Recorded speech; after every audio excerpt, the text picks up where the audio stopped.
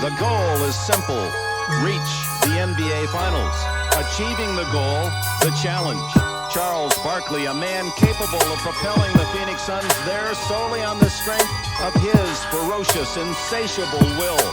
But even he has found that willpower alone is not enough, and the obstacles along the way can be infuriating.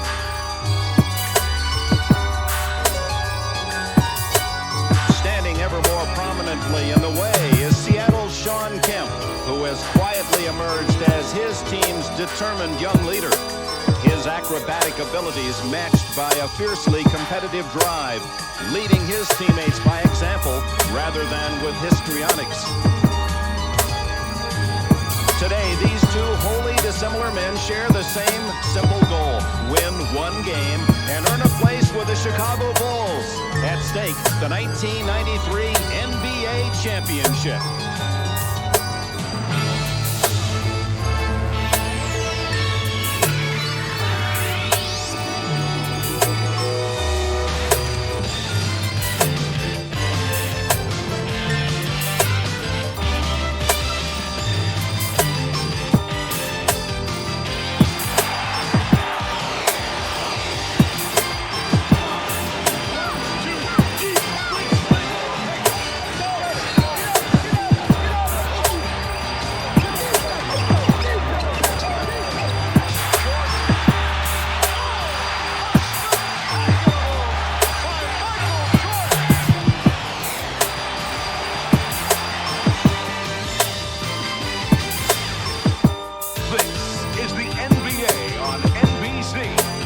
The 1993 NBA playoffs. Today, Game 7 of the Western Conference Finals between the Seattle Supersonics and the Phoenix Suns. Phoenix, Arizona, high noon. The America West Arena, the scene for Game 7 of the NBA Western Finals. The Chicago Bulls await the winner. Fans of the Suns have celebrated the best ever Phoenix season, the most wins in their 25-year history. But Phoenix still is one precious victory away from the dream of an NBA championship round. Oh my!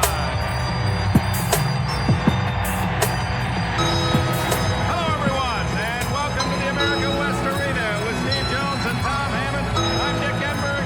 The high-stakes winner-take-all Game 7 about to begin. And when you look at a game of such great import, you search out the two stars. Charles Barkley, MVP of the league, and for Seattle, their budding superstar, Kemp. First, Barkley. What Barkley will we see today? Well, we better see the Charles Barkley that got a triple-double, 43 points, along with 10 assists and 15 rebounds. Barkley is going to have to be the aggressor. He's going to have to make things happen. He's going to have to take charge as he did in Game 5.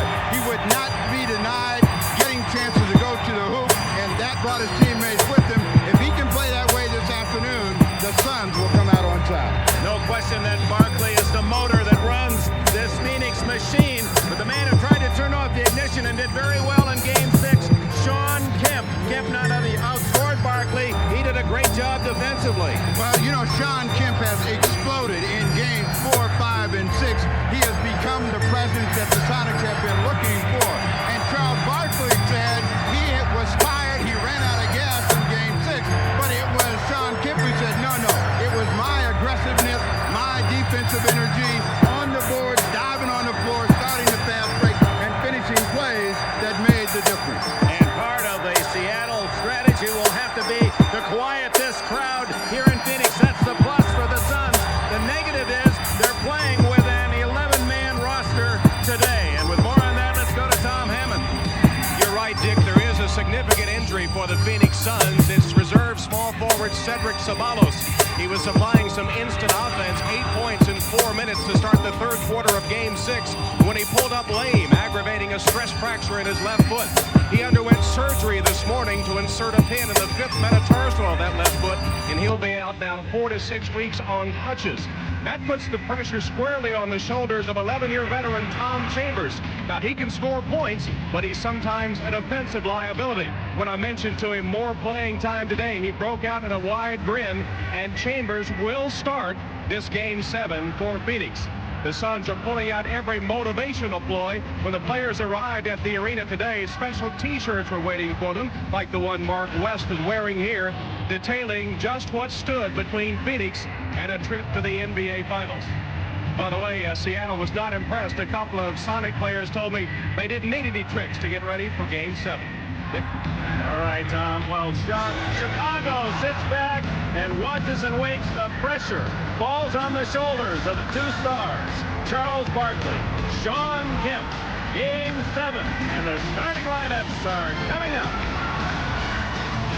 The nerves of the pregame introductions aside, what final thoughts must be coursing through these great stars' bodies? That's the biggest game of my career. Everybody in our locker room knows that. You spend your whole life trying to get to this point as a basketball player to play against, play for a world championship. And it comes down to one game, and this means everything, means the whole season. Well, when I was a little boy, I always dreamed of being at the top, playing against the top players, and having an opportunity to get to a championship series. I mean, it'd have to rank up there being the best that ever happened to me. I mean, I'm excited about it. The joy of the opportunity, the pressure, the intensity felt through Marley and his 33-year-old counterpart, Ricky Pierce. The officials for this big 7th game in the West: Ed T. Rush, Mike Mathis, and Dick Bavetta. There's Bavetta and Mathis III. The officiating, you know them. You've watched them all year, Steve Jones. Does it favor one side or the other? If there is an edge, and we know officials are not supposed to be that way, I would say with this crew, the Phoenix Suns will have a slight advantage. The crowd affects all officials, and we'll find out whether the Suns get just an edge enough to get to that line, get more calls. NBA was founded in 1946, 47 years ago tomorrow on June 6th. NBA's own D-Day. And here, the battle, the war for the West. Kevin Johnson, as Magic Johnson indicated, NBA Showtime, he is critical. The penetration. Chambers starting his first game of these playoffs. Into Mark West, and West, who scored only 3 points total in the last 2 games, gets the first basket. At the other end, it'll be Pierce with Perkins out high. He's been their top 3-point shooter. McKee working on Chambers. Perkins ties it at 2. Left-hander acquired from the Los Angeles Lakers at midseason has been critical to the Sonics' growing success. The critical part right there, Dick, is can they force turnovers? Can they force quick shots so that the Sonics can get in transition, because that's where they're the most effective. Barkley way off on a wide-open 12-footer. They're going to try to attack Tom Chambers right at the outset of this ball game. Chambers is a force offensively, but if you can get him down, that neutralizes his size. That will bring Dumas back off the bench. Derek McKee can be a very forceful player against both of them. So Chambers matching his 6'10 against McKee, but doesn't have the quickness, and there's almost a turnover. Can it be saved? No, Barkley! Sir Charles hustles for his first points. That play seemed to develop in slow motion, and the only one with any speed was Barkley. He ended up with a deuce. Shawn Kemp gets his first touch. He's well off. Barkley rebounds. The leader on the season, cleaning the boards, and so it has been in the playoffs ahead to Kevin Johnson. And it's out of bounds. Did it touch Kevin Johnson? Was out of bounds? No. You'll see that slow motion effort by Derek McKee. Out of nowhere, sprints Barkley, and once he's got possession of the ball, it's an easy 2 over the top. Chambers, an excellent shooter at all ranges. Kevin Johnson jumping into Payton will draw the foul.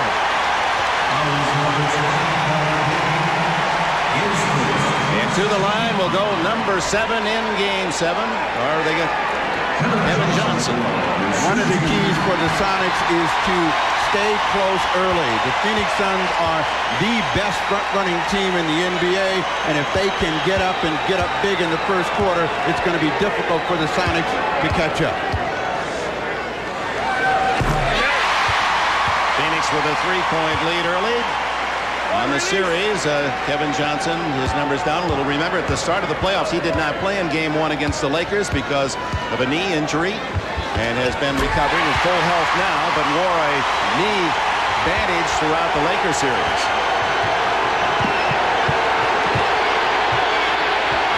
Kevin Johnson on Gary Payton. When Seattle has had success, it's been going inside first and then coming back outside. Payton, his 20-footer comes out to Perkins. Kemp and Chambers go down. Perkins for three. Kemp. Can he save? No. Johnson, 3-on-1 to Marley. Blocked by Perkins. Pierce goes the other end to McKee. Sonics cold. Just 2 points in the first 2.5 minutes. Johnson. Rebound West. Chambers to Barkley. Loses it out of bounds to Seattle, and Charles can't believe it.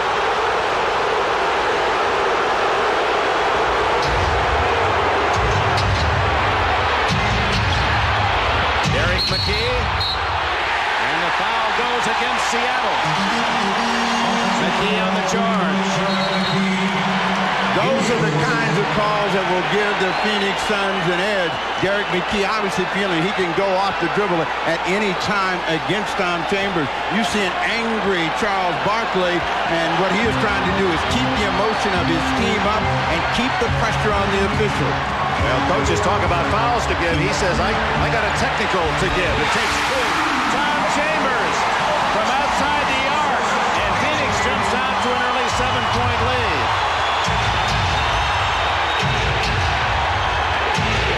The Sonics have always been in a state of flux in their half-court game, and right now they're in that state of fog. Let's see if they take advantage of a mismatch. Ricky Pierce can't drop the three-point try, and it's out of bounds to Phoenix.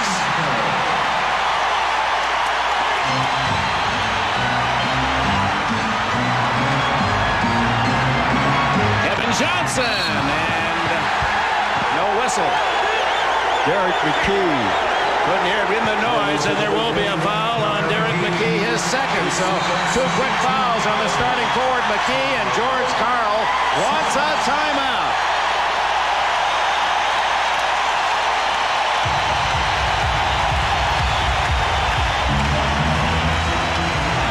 Barkley made Phoenix not a good team, but an outstanding team coming from Philadelphia. It was a leading scorer 6 years, always played physical. Would Game 7 be even more so?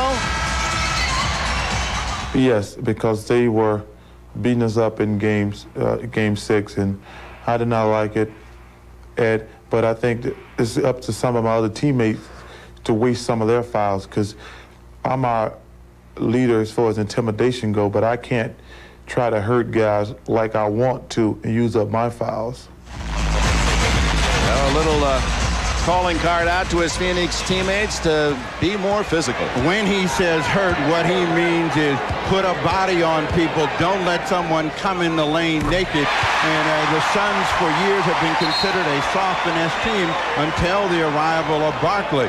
So we'll find out whether the Suns, who have an advantage right now and got an aggressive start, will be able to keep the Sonics from getting inside, getting something cheap.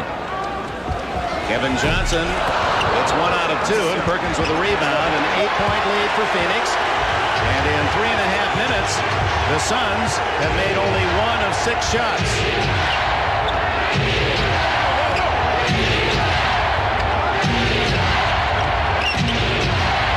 The Sonics 1 out of 6. And Derek McKee is short. Kemp gets the long rebound.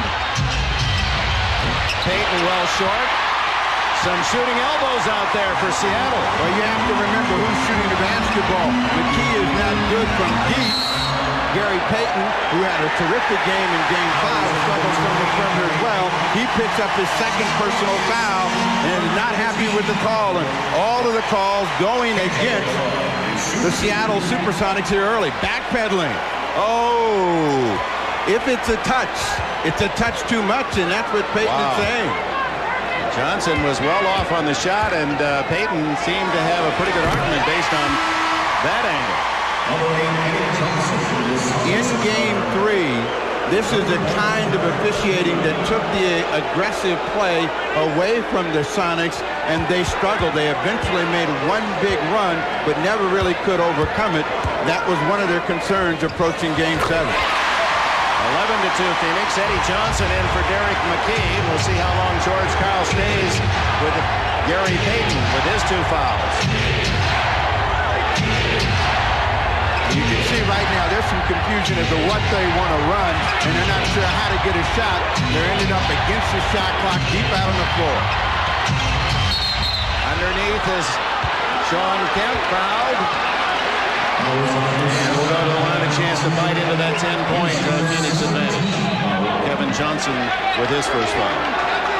You hear the talk about being patient offensively a lot of times, but that means you also have an idea of what you want to do. Many times in a half-court set, the Sonics are waiting for something to evolve, and at the last second, they're hoping someone will make a play, as Sean Kemp just did. Kemp, who has had a terrific series, averaging 21 a game and nearly 10 rebounds. Above his season marks. 12-4 with 7:41 to go in this opening quarter. And the long pass to West, and he drills it in. 4 points for West. That's about his average in the entire playoffs. Well, they're throwing the ball ahead so that the Sonics don't get a chance to trap Kevin Johnson. Payton takes it in. Nice drive. First points for the point guard of the Sonics. What the Sonics have to remember is that Phoenix will let you back in a game. They will let you score, but you also got to defend at your end of the floor. Marley takes it inside and scores. Marley's first points. 7 minutes to go in the quarter. 10-point Phoenix lead. Barkley on Kemp. Kemp is waiting for the double team. Ricky Pierce is short. And it goes over the top to Phoenix. Sonics shots are short here in the first quarter. They're 2 for 10.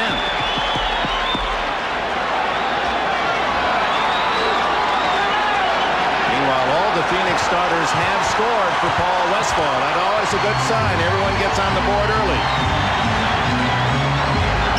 See that they have changed their attack and who's bringing the ball up. They get a turnover this time from Kemp. Kemp took it away from Barkley. Payton into Perkins. Oh, tough shot by Perkins as he was going down. Loops that one home. The Sonics have to have a real aggressive defense. Barkley takes his eye off the ball. It pops right into the hands of Sean Kemp.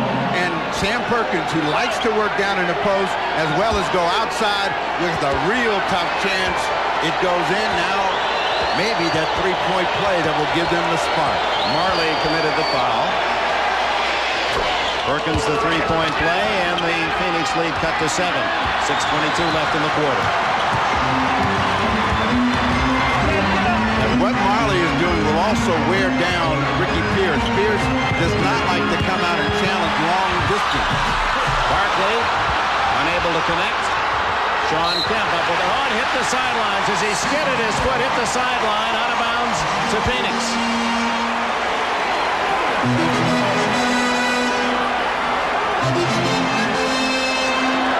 You see the slide and foot, and he never really got under control. They lose a golden chance.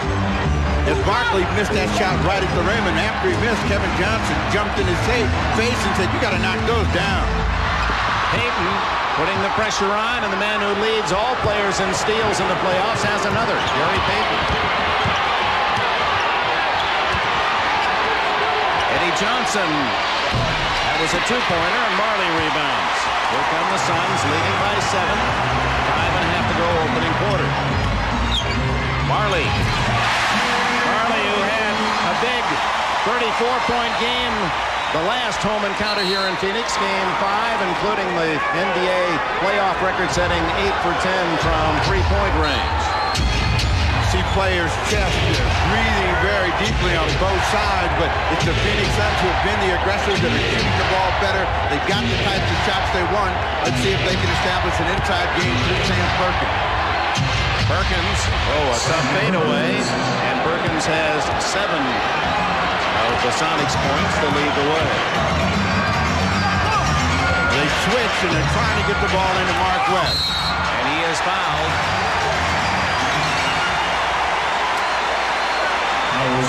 Sam Perkins loves this side of the floor, and what he wants to do is fake in and then come back right. You see that's a tough shot, but that's money for Perkins. The same shot that's given them big advantages whenever they have been down. Perkins' job now is to keep the Sonics within contact.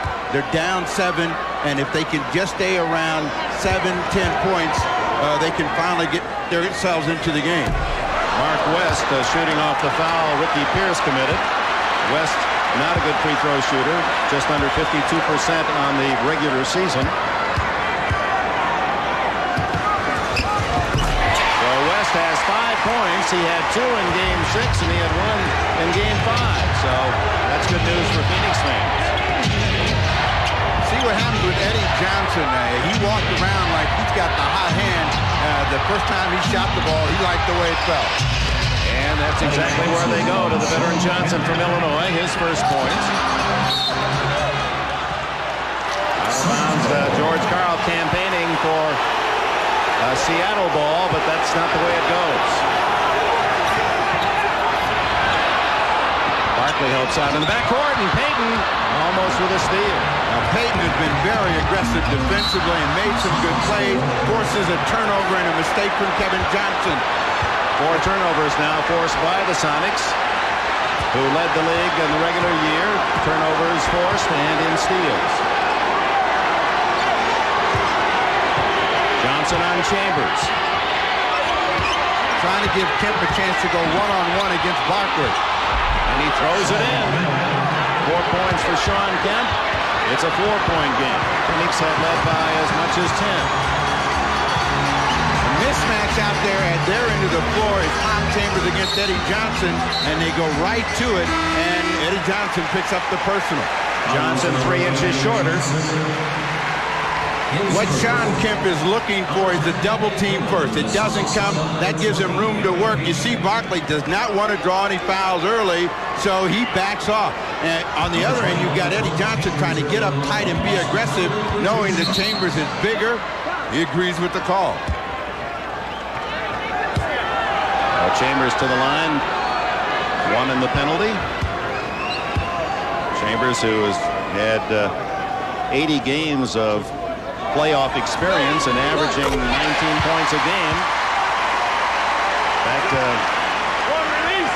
Tom's chamber has been full as a scorer. He's in the NBA top 30 in all-time scoring, over 18,000 points. Chambers had 11 points in Game 5, and all of those were critical to them winning. Tonight, this afternoon, he is starting. A lane violation. On the Sonics. Excuse me, against the Phoenix Suns. So that'll take away that second free throw, apparently. Still some debate about that.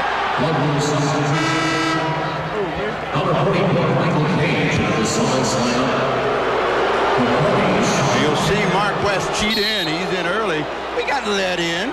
Sam brought him in. They have not changed the scores yet. Nate McMillan. Sean Kemp on the sidelines for the first time, and Perkins rainbows in another. He has 9 points in the quarter. Sean Kemp had blood on him, and that may be what that call was. And instead of a lane violation, he had to come out of the game. Michael Cage came in. Mismatch, Pierce against Chambers. Inside to West, partially blocked by Michael Cage. Perkins has the hot hand, doesn't hit that one. Eddie Johnson on the follow. Johnson's cold shooting throughout the playoffs continues in this quarter. Barkley on the rumble and the foul. McMillan reaching in. Both teams want pace in the game, and pace favors Kevin Johnson and Charles Barkley, knowing that Barkley is coming.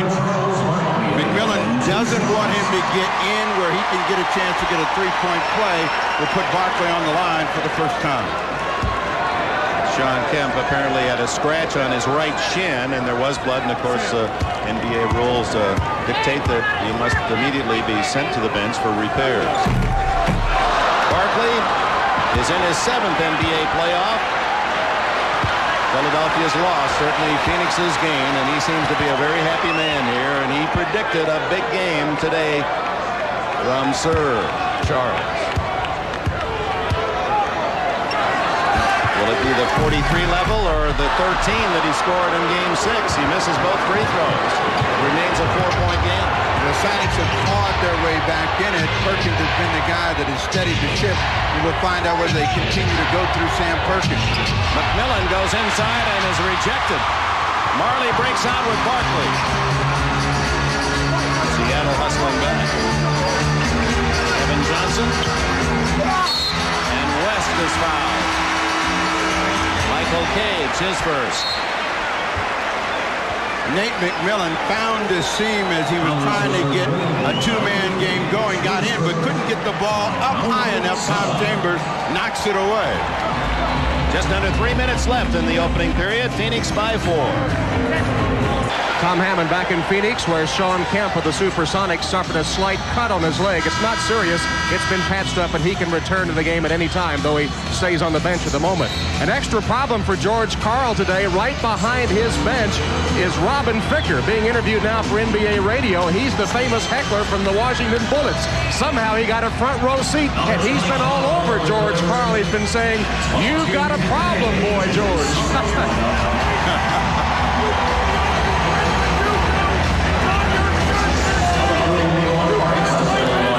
Dick Versace, the former coach of the Indiana Pacers there, the white-haired gentleman getting his ears burned, something left over. I guess he left the NBA too soon, and our heckling fan had some extra ammunition. Well, Robin Ficker, he hadn't had a good team to cheer for in years, so, you know, he's in heaven. The Bullets have really struggled, but he has worked everybody over that's coming to the Cap Center.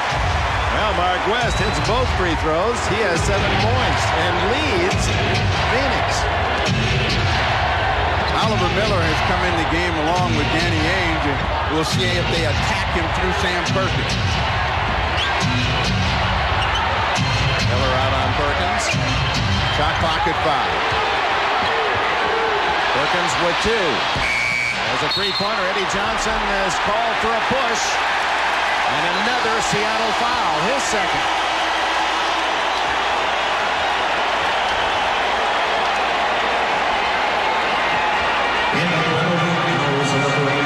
He's trying to get the rebound. The official says Eddie Johnson held down Danny Ainge. And of course, if you're Danny Ainge, you shake your head. You say yes. This is the easiest place to score from the free throw line. You get another look, and you can see the arm was extended.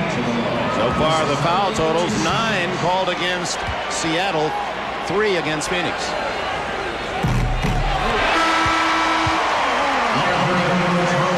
Composure is the real key for the Sonics at this stage. They got to know that they can play through these rough patches when they're not getting the calls and still come back and stay in the game. They got as close as 4. The free throw line is pushing the lead right now.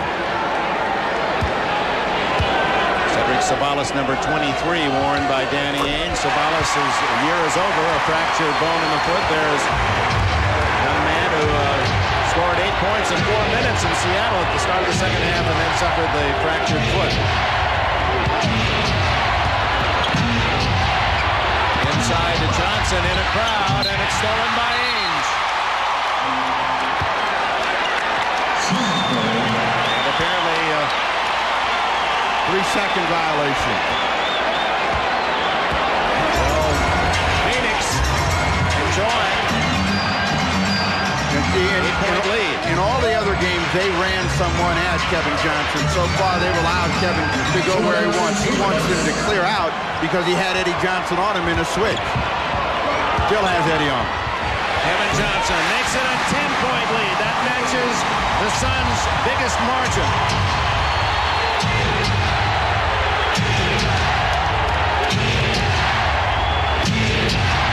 Johnson inside to score. He has 4. And a minute left to go in this opening quarter. 8-point Phoenix advantage. Despite Charles Barkley scoring only 2 points. Now they've got the +7 from Mark West, and that's a huge bonus, and he's at the rim again. 9 points for West, whose high this year was 16. And McMillan fouled by West. What George Karl is trying to do is keep Kevin Johnson from penetrating. He finds the seam, the help comes, but there's Mark West for the easy 2. So they've got to be able to push Kevin Johnson backwards. They haven't done it in the first period. They're down 10. Johnson called for that foul, reaching in, and that's 2 on him. Nate McMillan with his first point. McMillan, part of that supercharged defensive backcourt for the Supersonics. McMillan and Payton, perhaps the best defensive pair in the league. They are great defenders, and the only way that Nate McMillan really scores is if he gets an open opportunity or goes to the rim. He's shooting below 30% for the series. They need some offensive punch to go along with the defensive energy. Phoenix with the ball. 1 minute to go in the quarter. A 9-point lead. Ames to Johnson. Eddie Johnson rebounding for Seattle. A 3-on-2. And McMillan has it knocked away by Phoenix. Out of bounds to Seattle. How do you not go to Sean Kemp on this play? You know this is thrown down. He decides to try to give it to Nate. Actually, that ball should have come back to the Phoenix Suns. You can see Sean Kemp was on the right-hand side. Kevin Johnson, you don't have a shirt on, so you can't make calls.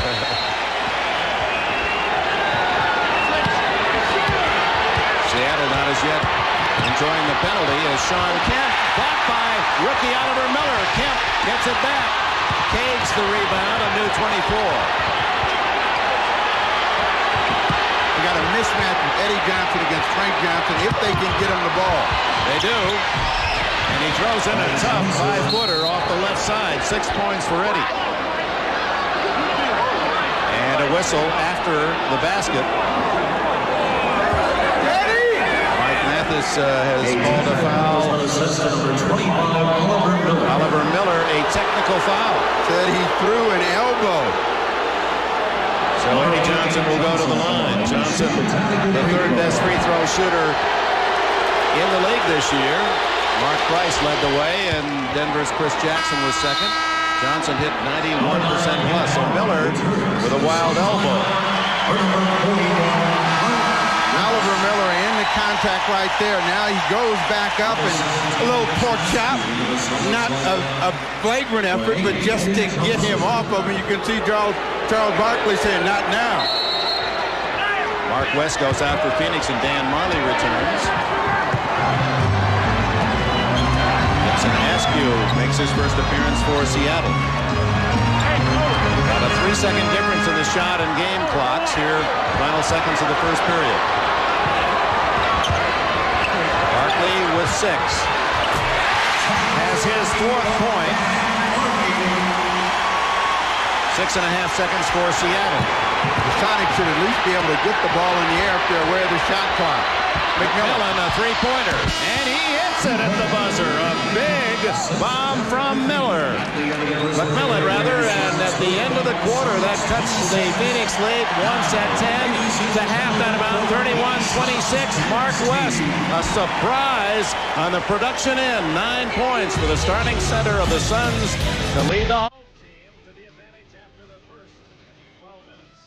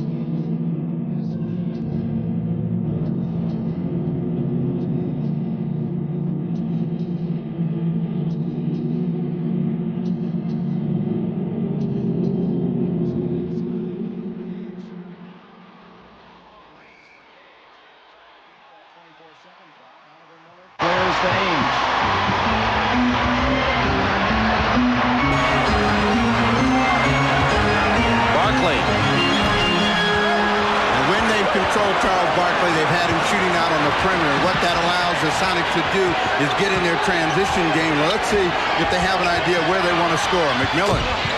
Former North Carolina State star has 6 points. A 3-point game, 11 to go in the first half.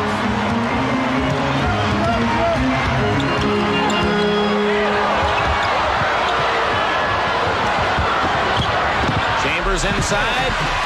Barkley follows. A half dozen for Barkley. Now, this is a guy that's got to take advantage of Chambers when he's out on the floor, and that's Derek McKee. McKee from outside. His first basket.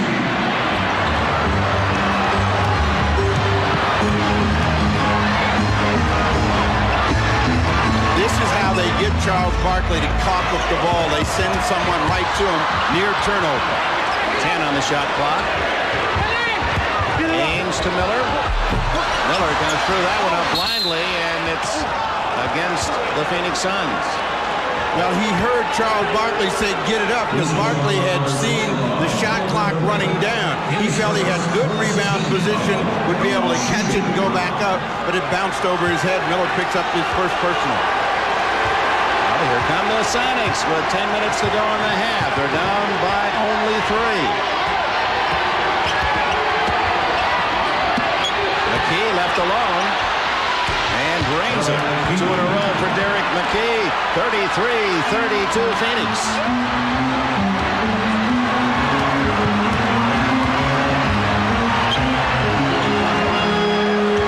They're trying to post Barkley now. Kemp is supposed to come to force him to give the ball up. He finally arrived. Chambers fires.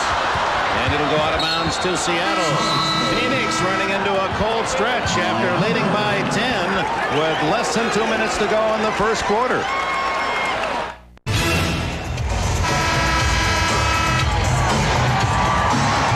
Welcome back to Phoenix, Arizona. Congratulations to Steffi Graf and to Mary Jo Fernandez. A great women's final. You saw it earlier today on NBC. And tomorrow the men's final live at 9 a.m. Eastern, 8 here Pacific time, as Jim Courier goes for 3 in a row against the top Spaniard, Sergey Bruguera, on the Terabad 2 at Roland Garros, 9 a.m. tomorrow live. Pressure produces strange reactions. Oliver Miller not happy with the shot that Tom Chambers took, and frosting at the mouth let him know. Meanwhile, it's the Supersonics with a chance for the lead. They have not been ahead in this game. McKee has a chance to get almost any shot he wants against Tom Chambers. Now they're trying to post up Sean Kemp against Chambers. Kemp blocked by Miller. Miller, who leads the team in blocks in the playoffs, had 100 in the regular season. That's his second today. And they're giving him that shot. Way off for Oliver Miller. Cage the rebound. Kemp right down the middle. And he's fouled by Danny Ainge, who saves the easy layup. A nice handmade number 23 for Sabalas out of some adhesive tape. Well, that's a teammate pulling for a teammate, and teammate gets help there. Tom Chambers was in bad position. Oliver Miller came over and knocked it away. Sean Kemp at the line.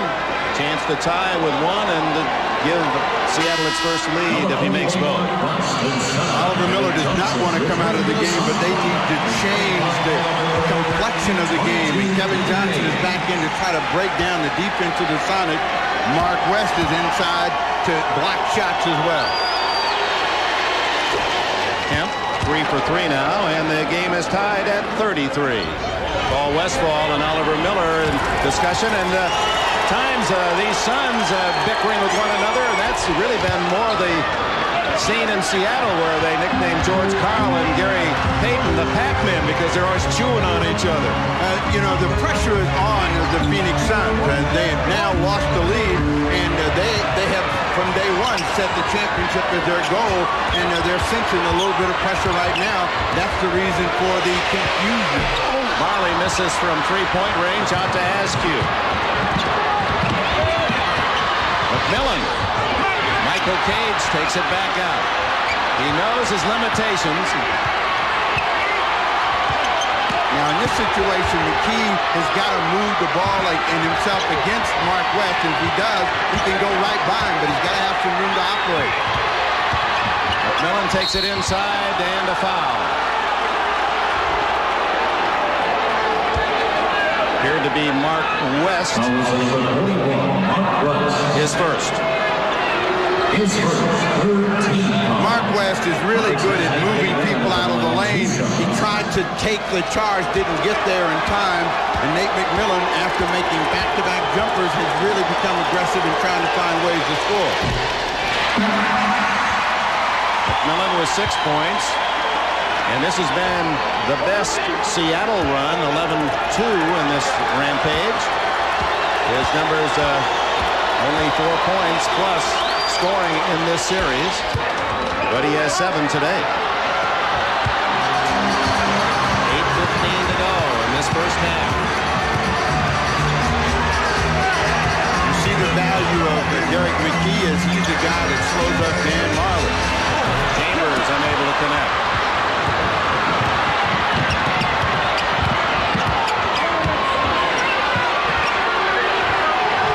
Mismatch, and this is again where they'll force a double team and make McKee make a decision.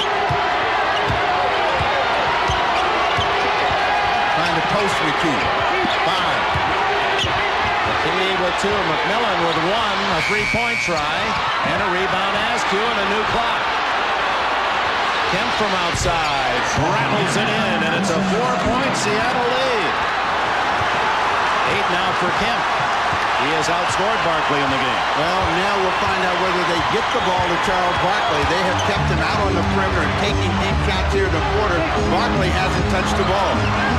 Barkley positioning on the far side of the ball. Oh! Johnson way off the mark, but Barkley there as if it were a pass. 6 for Sir Charles. And 6 rebounds.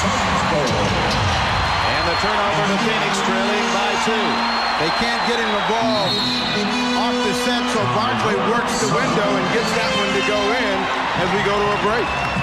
7:02 remaining in the first half. The Phoenix Suns and Seattle Supersonics 2-point lead for the visitors.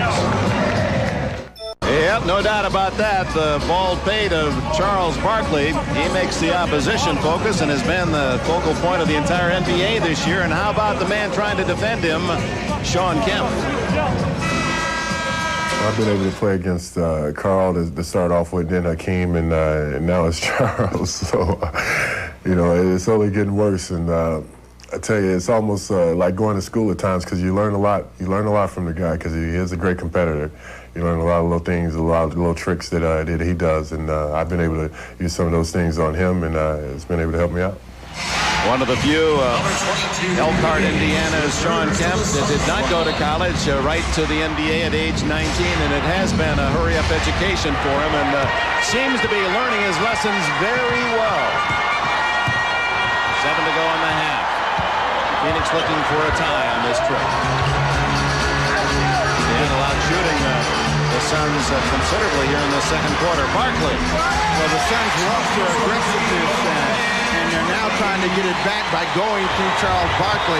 The offensive end, they stalled. They became a perimeter team. Tied at 37. Barkley now with 10 to lead all scorers.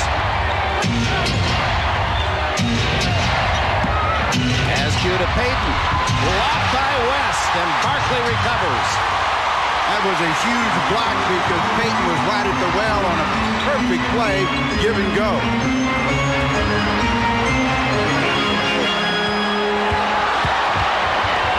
Ames for 3. The veteran Danny Ames, who has been in the NBA Finals 5 of the last 8 years. He now has 5.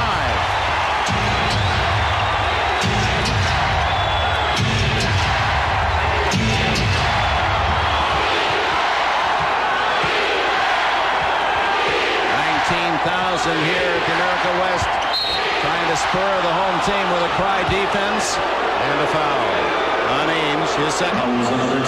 What you want when you face pressure is to give the ball up and have someone go to the hoop, and that's why they have shot blockers. Mark West came out of nowhere to take that hoop away from Gary Payton.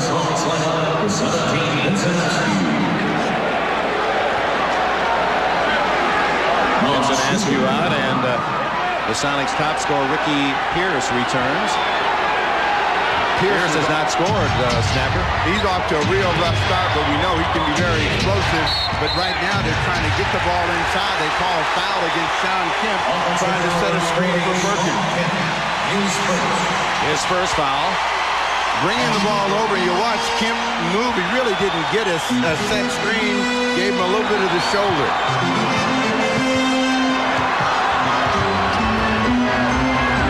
40-37 Phoenix. Barkley over Kemp. Charles Barkley warming up. He now has a dozen. Now Barkley on the defensive end against Kemp, and Kemp shoots over a man some 6 inches shorter. I think that's one of the things that Kemp has to realize. He can get that shot against Barkley almost any time he's down on the bottom. Barkley. They dared him to shoot it. Instead, it's Marley for 3. Perkins. Ricky Pierce brings it up. Pierce likes to challenge in transition. Through a collision, and Marley picks up the loose ball. Barkley against Payton. Good job by Payton to cut him off.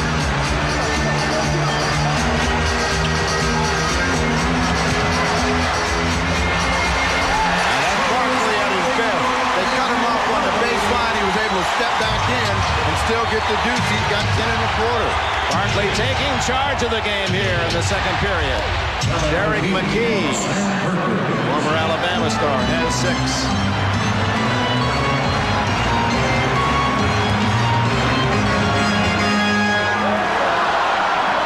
The team with the defensive pressure and that's not allowing the ball to move and the bodies to move are the ones that get the advantage. And right now, the Sonics have relaxed, and they're letting the Suns do whatever they want. Ainge with another 3-point shot. Ainge with a couple of trays and now has 8. Ainge in the regular season shot more 3-pointers than he did 2-point attempts. And Phoenix led the league in most attempted and made. Barkley wincing his first foul. You only react that way when you're at 5. Disbelief at his first call. Little bit of a hand check, but by the time Kemp has gotten away from him, he can't believe the call. That's the reason for the reaction, but he's still got 5 left. Charles Barkley, guilty or not guilty? An unhappy man. His first foul has been called. Totally disagree. We asked him if he would waste his emotions today on the officials' calls. Well, it depends if they're bad or not. If they're bad, we have to. I don't see anything wrong with getting a technical if they're bad. Some officials just bad. That's it. That's from the book of Charles. Well, he may have been complaining also of the fact that Seattle has not had a foul called against them the entire quarter, and we've got 3:48 left, and Phoenix whistled for 5, and in the penalty, Kemp at the line. Even though they're in the penalty, they have been the aggressors to get back on the lead. The Sonics, who were very aggressive in getting back in the ball game, have not really pressured the ball, haven't gotten up, so they're not forcing mistakes. That's the reason that the Suns have been able to get back on top. So it may be a plus and a minus in one way. Kemp now 5 for 6 from the line, leads Seattle with 11 points. 5-point game.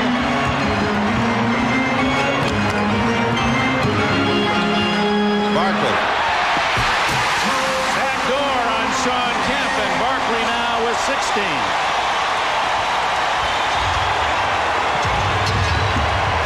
Barkley has been the force that has brought them here, and they're going to ride his shoulders to try to get an advantage.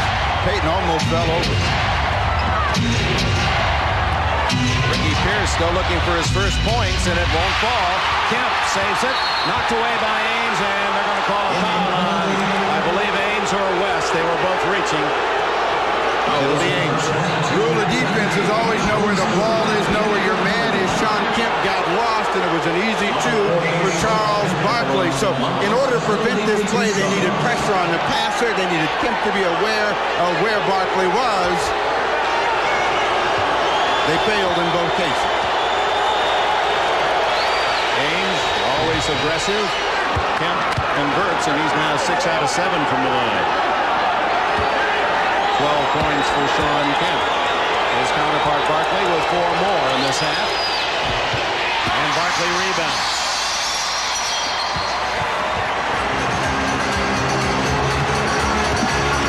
To ensure that they don't get Kevin Johnson with the trap, they're letting the off guard bring the ball up.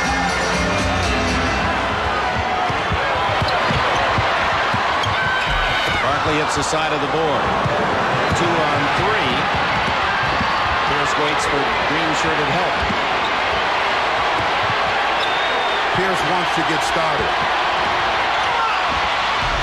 Still can't hit. And Pierce and Barkley. And it'll go against the veteran from Seattle. Maybe in frustration, he's 0 for 4. Pierce's strength is at the offensive end. He missed another good, strong drive, and in trying to make a steal, just a little chokehold.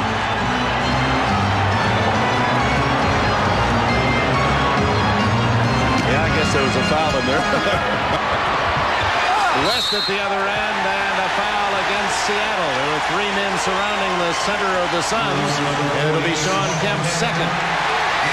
So far, the matchup of stars, Barkley outscoring his younger opponent and out-rebounding, but both having good halves. Barkley, and the key to the entire series for Barkley, you make him shoot outside, you've got a chance. Inside, he rarely misses. He was 11 for 11 2 games ago here in Phoenix. He's 6 for 7 today in the paint, 2 for 5 outside. Well, the playoffs are about adjustments, and it's Game 7, and the Phoenix Suns have finally figured out a way to make Kevin Johnson a more effective penetrator. That's the reason that Mark West ends up getting that hoop, because of Kevin Johnson's penetration. And a technical foul apparently has been whistled against Pierce, who was bumping with number 22, Kenny. Oh, wait, now they're changing it. It isn't Pierce. It's Payton and Ainge who were bumping and grinding, and each will draw the technical. So 1 more for either of those 2, and they say goodbye to Game 7. Meanwhile, Mark West in double figures with 11 points in this first half. That is a surprising resource for Phoenix.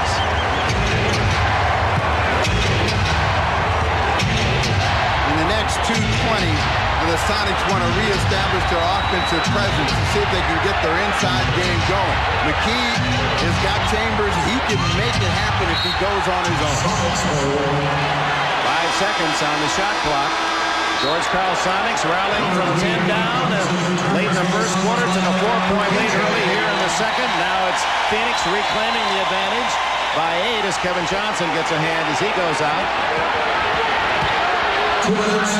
With a second left, it was Kemp long and out of bounds to Seattle. Last touch by Mark West.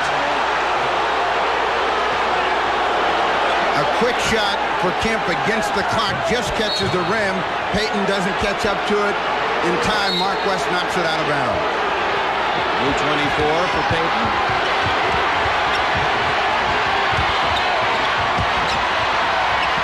Perkins for 2. Sam Perkins, quiet after a red-hot first quarter, now has 11.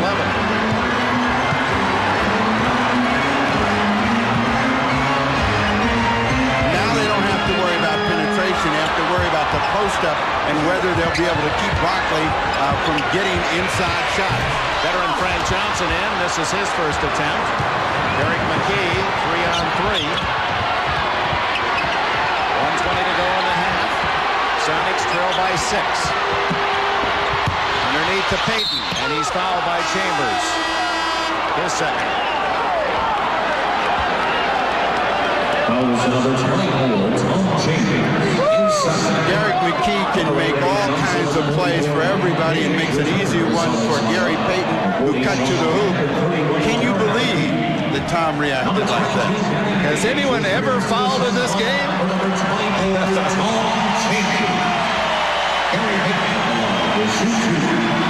Gary Payton at the line. And Seattle has missed some chances in this first half. The charity stripe. Tough man defensively and has improved his scoring in this his third season. Well, a told story of his taking over 1,000 shots every day all last summer to improve his jump shot.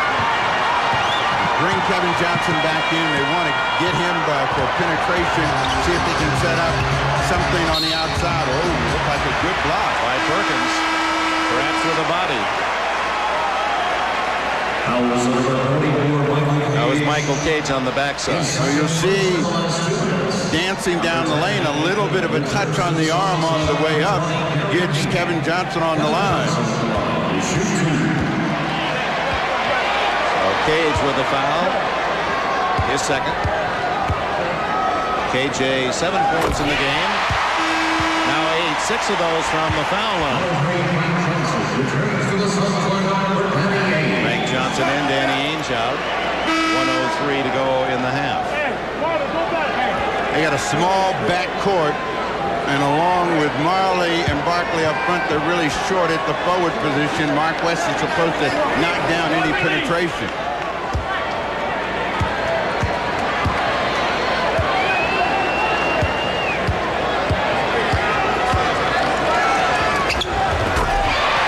Johnson gives Phoenix a 53-46 advantage with a minute to go in the half. Trying to post up Ricky Pierce. On the shorter Frank Johnson. Eddie Johnson from outside. Nails a 20-footer. He has 9. Well, that's Eddie Johnson that they have been waiting to arrive this entire playoff. He has shot the ball well here early in the first half. Kevin Johnson inside gets it to West, and West is fouled. Mark West, what a story for him. Oh, wait a minute, offensive foul is the call. Oh, my, a big call. Takes away 2 and gives Seattle the ball. After Kevin Johnson finds a seam, you see that off arm come out and wipe off Sam Perkins. Ricky Pierce inside, and that's going to be blocking against Phoenix, and now the fans are really angry. Frank Johnson with a foul, his first. Pierce is trying to find a way to get off, and really he's got to stay under control. Frank Johnson trying to draw the foul. Pierce goes up, and you could see George Karl's complaint. Charles Barkley got his hand in the net. I should have 2 more. And Pierce, who has been nearly perfect from the line in this series, 30 out of 32. That's the lead to 4. And it's his first point as Askew returns and Eddie Johnson out. Defense switch.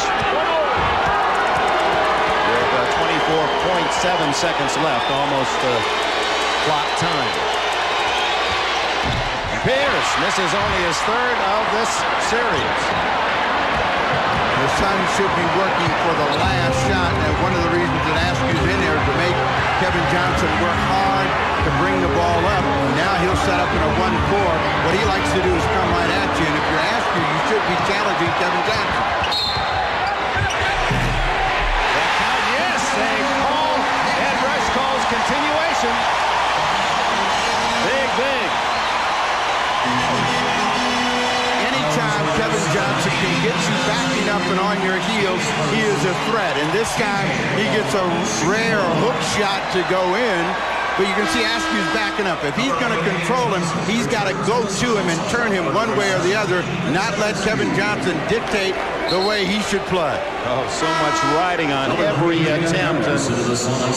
Kevin Johnson letting out full emotion, completing that shot and a chance for the 3-point play as he looks for his 12th of this first half.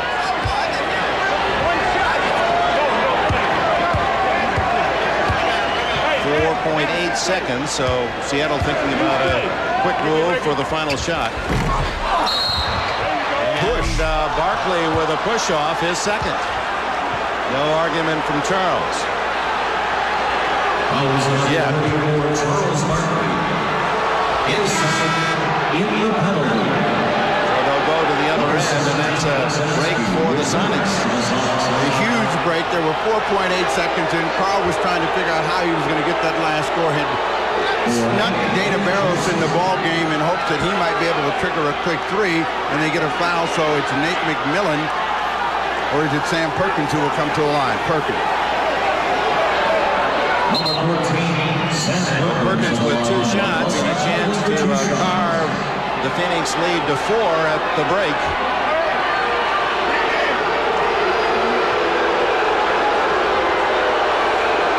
Conversation between the officials, Messrs. Rush, Mathis, and Bavetta. They seem to agree. They like Courier tomorrow to win his 3rd straight French Open. You'll see that 9 o'clock live from Roland Garros in Paris. They're going to reset the clock. Back to 4.8 seconds. Apparently Barkley fouled before the ball came off the rim.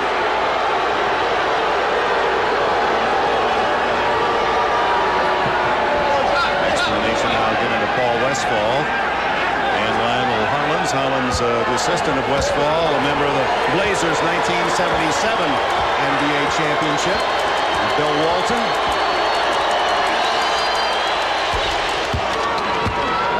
There's Hollins, an outstanding guard. Tough defensive player he was. 22nd timeout by Seattle. 55-50. For those of you who have not watched every game of this series in the Wild Wild West, here's how things developed. Game 1, the Suns won handily, and then the Sonics, in the talk of the league, stole one in Game 2. They were always right there and took full advantage to even the series, but then Phoenix returned the favor up in Seattle, winning Game 3. The Sonics commanding in their Game 4 triumph. Game 5 went with the home team, the Suns. That was the big Barkley game, 43, and Marley with 34, hit 8 3-pointers. And then the Sonics, again, really muscling 118-102.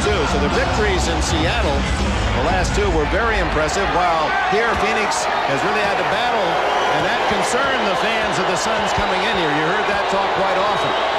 As we moved around yesterday, the concern was the history of the franchise would bite this team one more time. They have not been able to win 7 games. So Kevin Johnson's quickness draws another foul with a 2.5 remaining as Perkins couldn't stay with it. So just as Magic Johnson indicated, Kevin's speed and that darting moves toward the basket paying off. Well, the way they set it up was not to initially throw the ball to Kevin Johnson, but to use him out on the wing. So Oliver Miller was the guy that caught it, and then you had Kevin Johnson in a full sprint. 1.5 seconds left in the half. That's 8 of his 12 points from the foul line. George Carlin is one of those magnetic boards. See, if he had one of those things, just like Westphal had, he could come up with a magic play here in this last 1.5 seconds. Carl sees Barkley go out. Ainge in.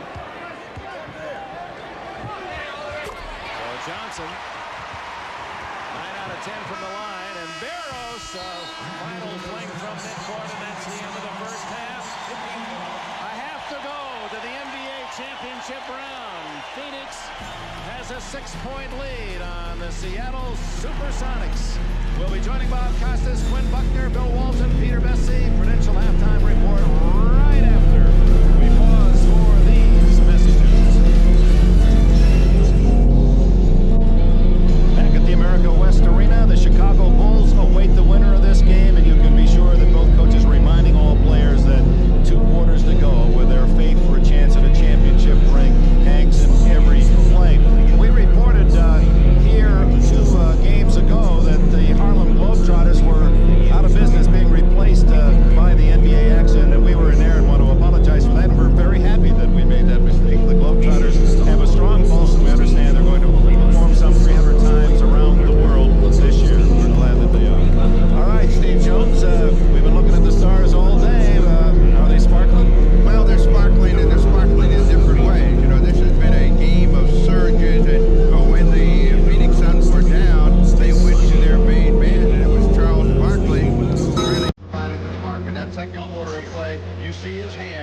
Give me the ball. Now, these does a great job of avoiding the double team, then diving back in, and that is what makes Charles Barkley so special, the ability to avoid contact. When the Sonics were down and they needed a lift, and they've been waiting for Eddie Johnson to show up, he finally came through. 9 points in that first half of play, a good driving effort. They need more of those kinds of plays. But what ultimately is going to decide this game, defense. Who's going to bump and who's going to grind the most down here in the final 2 quarters of play. One other point, the guys back in New York were talking about the failure of Ricky Pierce to score. Pierce and Gary Payton, between them, the 2 guards, starting guards, 1 for 8 and only 4 points to contribute to the Seattle cause. As we look now at the Miller Genuine Draft halftime statistics, field goal percentages, the Phoenix Suns 50%, and Seattle, that 43 is significant. When they have shot over 43% in the playoffs, they've usually won, and Barkley 8 for 12 and his 16 in the first half. But Sean Kemp and his Sonics, one of the things that they have tried to do is dominate the glass, and they felt that that would really be important. And Kemp is the end of this ball game, and we'll see how he does in the second half. Let's go to Tom Hammond, who's with George Carl. George, it looks like you survived the first test. You got down after a pretty dreadful start here on the road in Game 7. You came back to get in the game. Were you pleased with that kind of poise? I feel happy with our defense and our attitude toward the game because they came out and jumped us. But we're not shooting the ball very well. We're only 6 down. We think we got to shoot the ball better. We got to get them off the free throw line. We can't defend them there. Everywhere else we do a pretty good job defending them on the free throw line. They're tough. At one point there in the second quarter, Charles Barkley really took command of the game. Any special defensive plans for him? Well, we got to be more physical with him. I think we got to stay bodies about able to try to keep him on the floor and make him shoot jump shots. If he makes jump shots, then we'll make an adjustment, but we don't want him to score in the game. All right, thank you. Perhaps an omen in their 25th year, the Chicago Bulls won their first NBA championship. This is the Suns' 25th anniversary. Second half coming up. Second half, Sam Perkins, one of 2 players in this game to be in an NBA Finals, led the Sonics to 13 with 12. Barkley had 16, Kevin Johnson 13, and Mark West scored 11 points. West scored that many only 6 times in 100 games of this season. That includes the playoffs. Richard Dumas on the bench, as you saw. Don Taylor starts the second half. 57-51 the Suns. See here that the Sonics can take advantage of their inside players and stay inside and create some easier opportunities. Perkins creating his own shot, rebounded by Marley.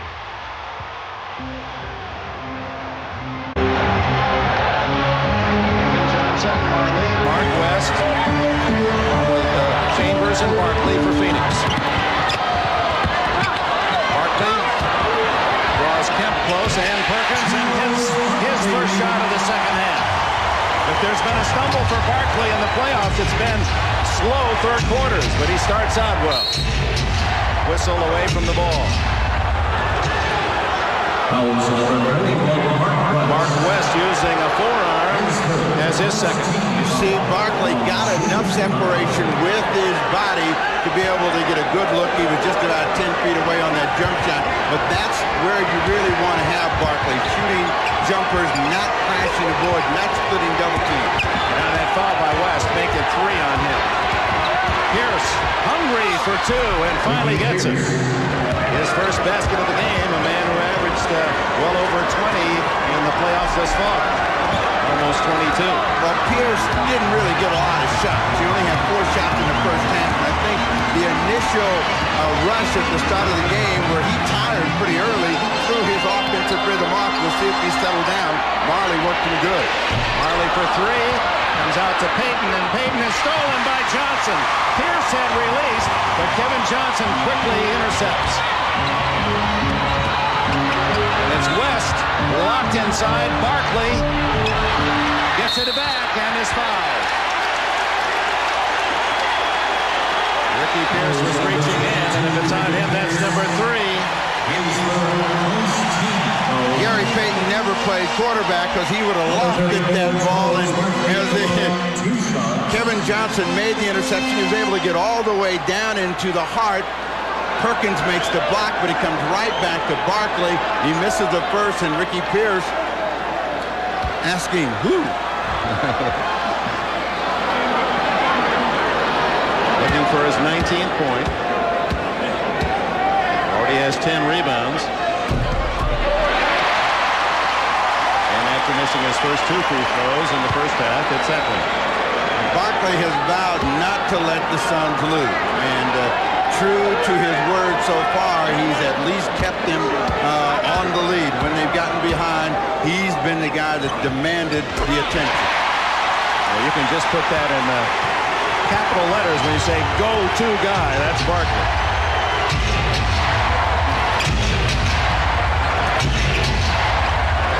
McKee against Chambers. Reach in, steal by Johnson. And he tears down court. That was Mark West with the interception. Phoenix getting some extra chances with their quick hands.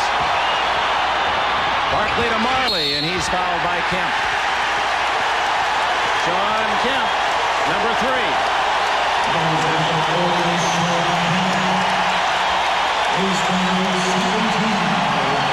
Mark West is the man who made the play. West has been a thorn in the side of the Suns, but a bigger thorn has been Barkley, and he was able to get away from the double team and find Marley. Kemp picks up his 3rd personal foul. In Game 5 here, it was Sean Kemp, who was huge in the second half. He really was a man possessed, and we'll find out whether he can get energized and keep his team close. Sonic's trying to get to a 10-point advantage. They've got it, and Marley scores his first point since the Suns have a 10-point lead, and 5.5 minutes into the first quarter was the last time Marley had scored prior to those 2 free throws. McKee has to be aggressive at the offensive end. McKee unable to hit the short shot. Kevin Johnson hurrying into the offensive end. Barkley. And a foul. And Barkley says that's 4 on Kemp. He's usually right. Penetration again is what breaks down the Sonics, and Barkley's able to get right at the rim. John Kemp with the personal. 4 fouls on his counterpart, Sean Kemp. Phoenix in charge here in the 3rd by 10.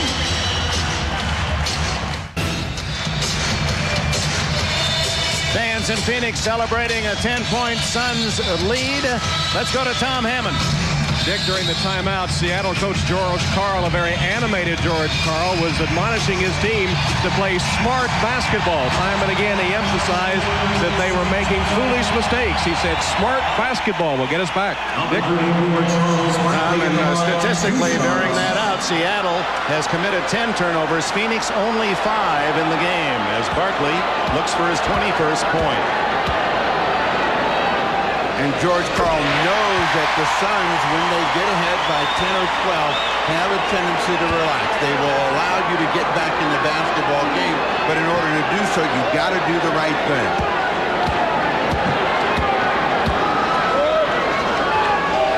That's the biggest lead of the game for the Phoenix Suns, 12.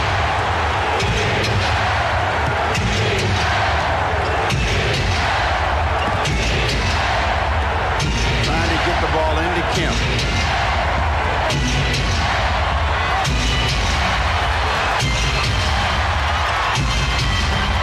Payton continues to have his trouble scoring.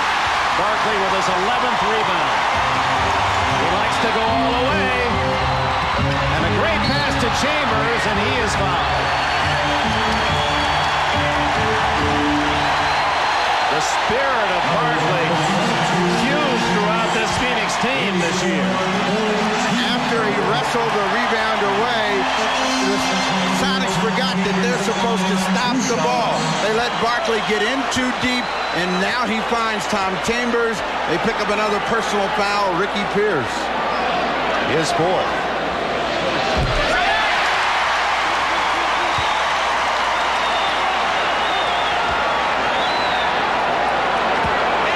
Big start for the Suns in this second half.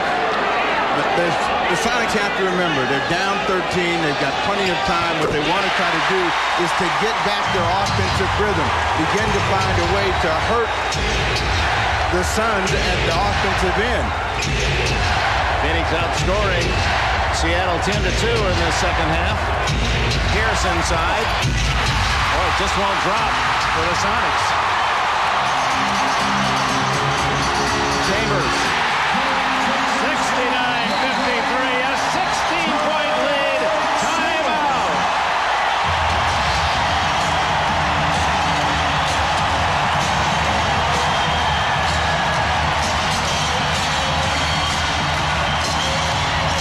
What's got the crowd on their feet is the aggressive play of the Suns here at the top of the third quarter of play. They have attacked, and they have gotten everything going their way.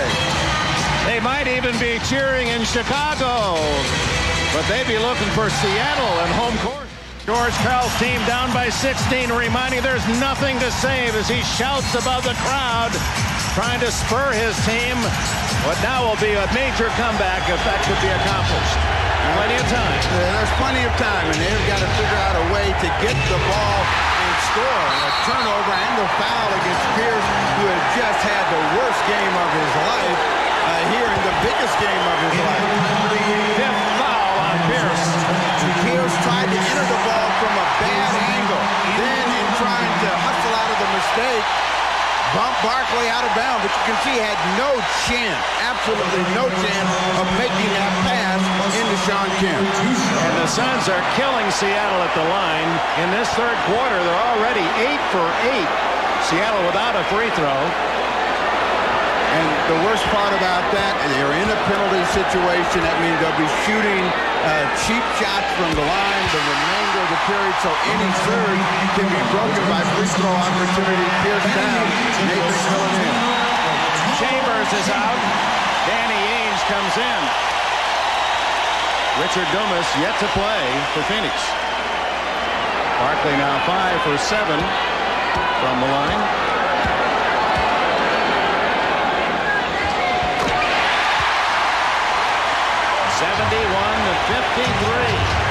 Third quarter. This is a 14-2 run to start the second half. Well, the last time they were in trouble, it was Sam Perkins who kept them steady and got them out. He draws a foul against Oliver Miller. But they have got to move the ball quicker. The Phoenix Suns have become the aggressor, and the Sonics have taken a passive role, and they've got to get back to attacking if they're to get back in the game. They want to cut the lead down to 10 or 8 points by the top of the fourth quarter. Only 2 points of this third quarter from Ricky Pierce is now on the Pines with 5 fouls. Kemp just does beat Barkley to the ball and bank one in. Well contested, 14 for Kemp. They need pressure on the ball. They don't need to allow the Suns to get the ball in a position where they want to run their offense, and we'll see if that aggressiveness picks up. Barkley knowing Kemp has 4 and a whistle away from the ball. Illegal defense called against Gary Payton. That's the first. They swing the ball to Shawn Kemp. He has to fight Barkley to get it. That's a sign of a team challenging. Then you see Kevin Johnson and Danny Ainge try to squeeze him. So every shot, every effort is being contested right now by the Phoenix Suns. Kevin Johnson goes out. Didn't seem too happy about being replaced by Frank Johnson. Didn't even give his partner a little pad as they crossed paths.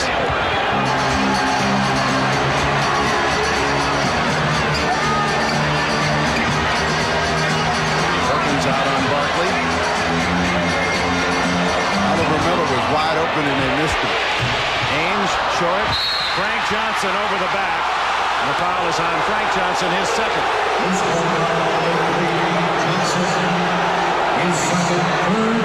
We'll go back to when Kevin Johnson left for Frank Johnson. This was his reaction.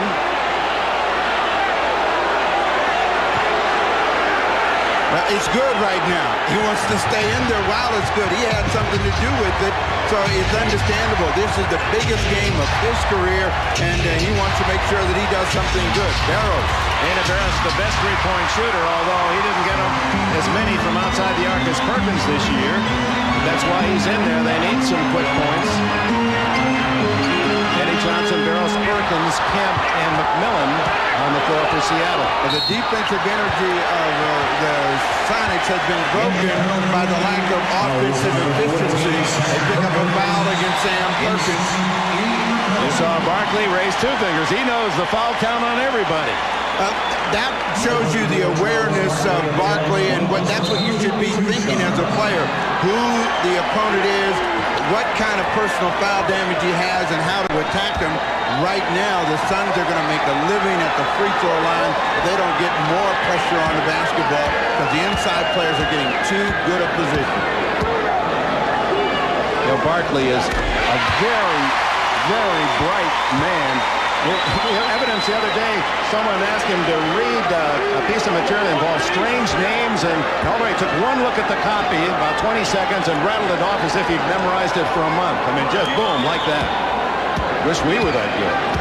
Well, we just have to do as many commercials as Charles. No, I guess that he's had some training, and he's draining the free throws. Now 8 for 10 and 26 points. The half court has always been frustrating for the Sonics, and right now they don't really have an idea how to score. It goes off. Barkley tried to influence it, now gives a big smile. That was a bad pass by Barrows. Tough chance for Eddie Johnson. 8 on the shot clock. Oh, it goes off Marley and John. Well, there's one of the old tricks. We talk about the Globetrotters. Threw it off Marley's back, recovered, and hit the 15-footer. They always say never turn your back to the passer, and Eddie Johnson took advantage of that.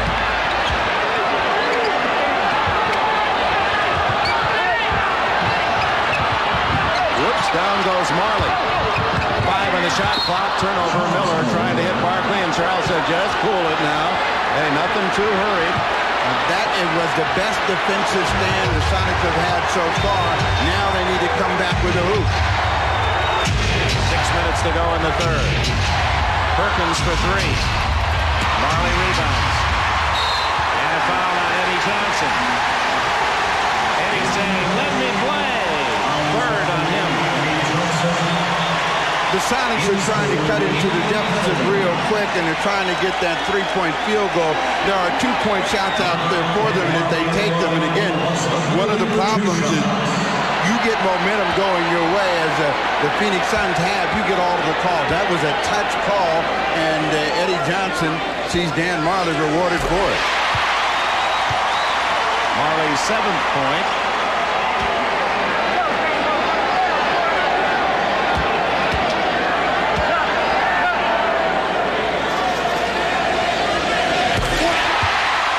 To an 18-point lead.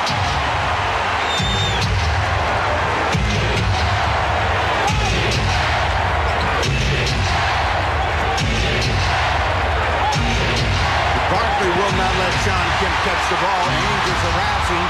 They finally get it into Kemp. And Marley took it away from Kemp. And finally, Johnson, and he's hammered by Oliver Miller. 3 seconds on the shot clock. His third. This is a tough angle to try to enter and lob over the top of Barkley. Kemp is asking for it, but they don't have a good angle. They finally get it in. The weak side help, and Marley and Miller come, and Eddie Johnson, he got bailed out as he just picked that ball up and threw it in the air and got fouled. Johnson with 12 points today. 16 points. The advantage for Phoenix with the ball, and 5:35 left in the third quarter. And still, the Sonics have a chance to get back in this game, but they're going to have to make the Suns a perimeter team at this point for the next 5 minutes. They've got to see this team work against the clock and shoot the ball over the top. Barkley wanted it. Comes out to Barrows.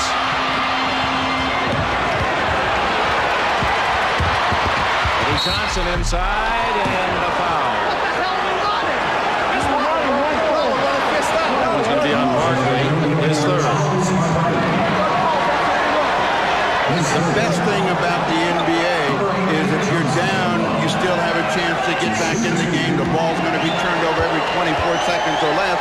And if you use your head and you find someone that can score the ball for you, you can get back in it by playing smart. Kevin Johnson back in the ball game as Paul Westphal does not want his team to stand around out on the perimeter. Eddie Johnson feeling it this afternoon. 5 for 5 from the line for Johnson, who has 15. That's his series high. He had 20 against Houston in the semifinals in the West. Back to Barkley. KJ. To Ainge. Nails the three.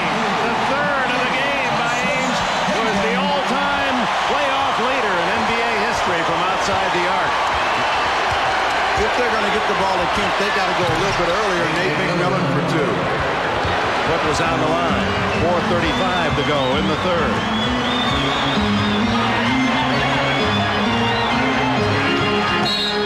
Ainge and Eddie Johnson with another foul.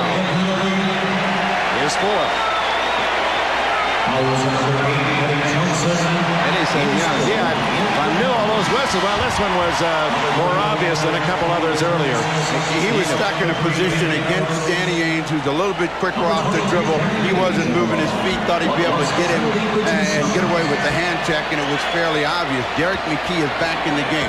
This is the guy right here that's got to get the wake-up call. He's only scored 6 points, but he can score and score effectively and make plays for other people against the small lineup that they have out on the floor, and we'll see if Casper arrives. McKee's nicknamed Casper because sometimes he is invisible. He disappears, has 6 points today. Ainge, who knows the thrill of an NBA championship with the Boston Celtics, playing his part. He's 3 for 3 from outside the line. Eddie Johnson. 80-65 Phoenix.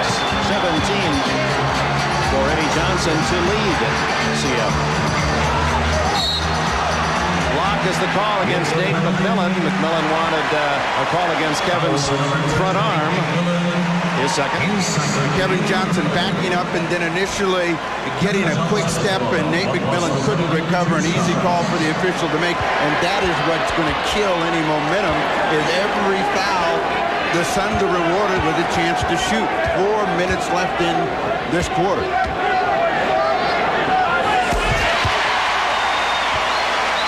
Johnson adds another point, and the count in that free throw column for Phoenix is going to be most significant today.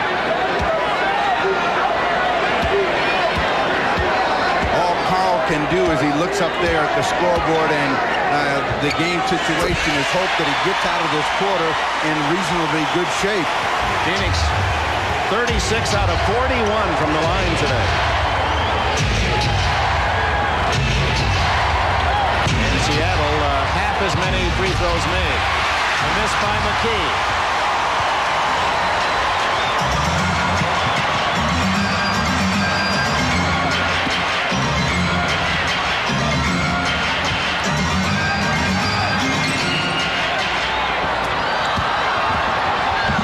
Oh, Kemp over the back, and that'll be number 5.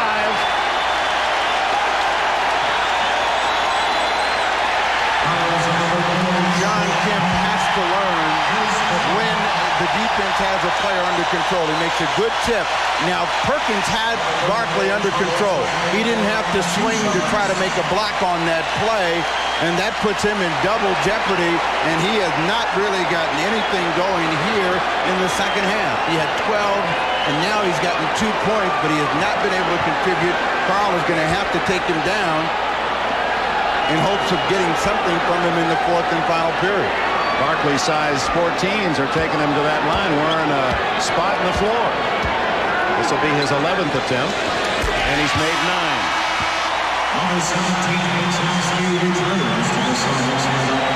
Pierce and Kemp, 2 starters. The top 2 scorers for Seattle, strapped with 5. No one in immediate trouble for Phoenix. Kemp is out, Vincent Askew in.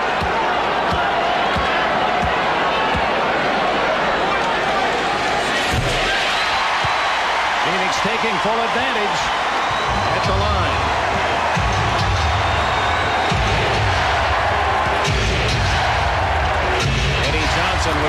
trigger over Ainge. 19 for him. Now all Eddie Johnson needs to do is find some friends. First, they've got to get a stop, and if he can just keep scoring and get someone else to come along with him, they can get back in the game. Turnover. McMillan knocked it away from Kevin Johnson.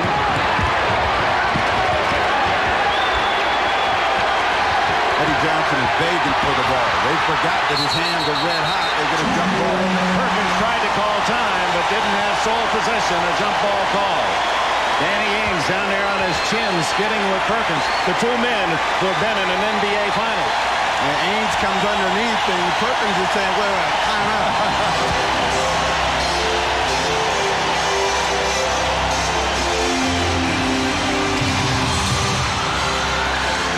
Ainge over to towel off. George Karl, every tick of that block against Seattle. 17-point deficit. The Suns will try to gamble, but they don't want the ball to go ahead, so they see it tip back to McMillan. Perkins for three, and a big three for Sam, who has 16 in the game. 84-70.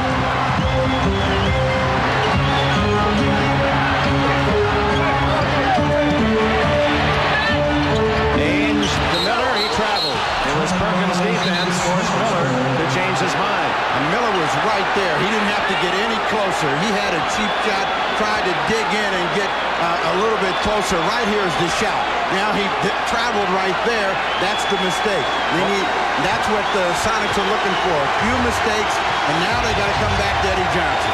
Phoenix hasn't made many. That's only the 8th turnover. Johnson blocked. There was Barkley coming out to challenge. Miller, and the foul.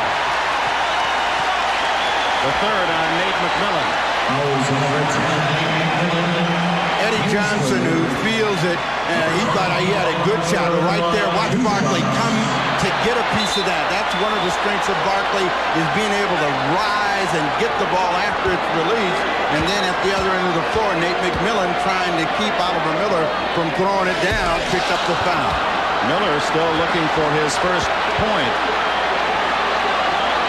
Man who's had an outstanding rookie season, capped by these playoffs, where he's had some starring roles, especially in the opening best-of-5 against the Lakers. He's averaged over 8 points a game, over 5 rebounds, and he's had more blocks than any Phoenix Sun, though a reserve.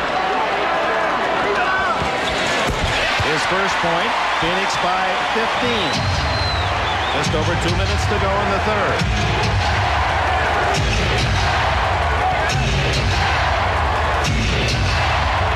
This is the guy, and he feels like he can score every time he gets it. And he is. Eddie Johnson with 21. His top playoff game against Phoenix.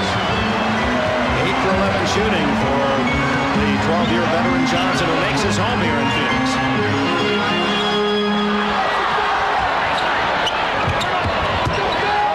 Johnson to Ainge for three. It's his first miss, and McKee rebounds. They got numbers. Let's see if they can get a hoop. Eddie Johnson doesn't wait for help, but misses everything with a shot. Marley. And a whistle. It'll go against Phoenix. Barkley with a push has his fourth.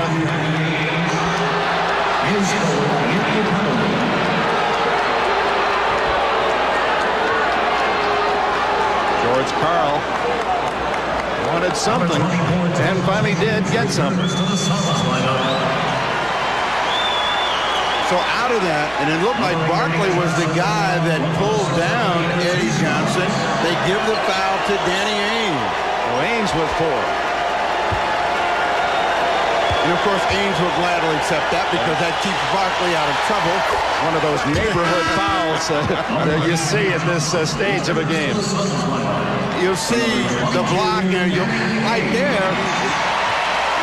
I don't know how did Danny Ainge get that call, but fortunately he picked it up. Barkley was the guy. Eddie Johnson with 2 more. He has got 14 in the quarter.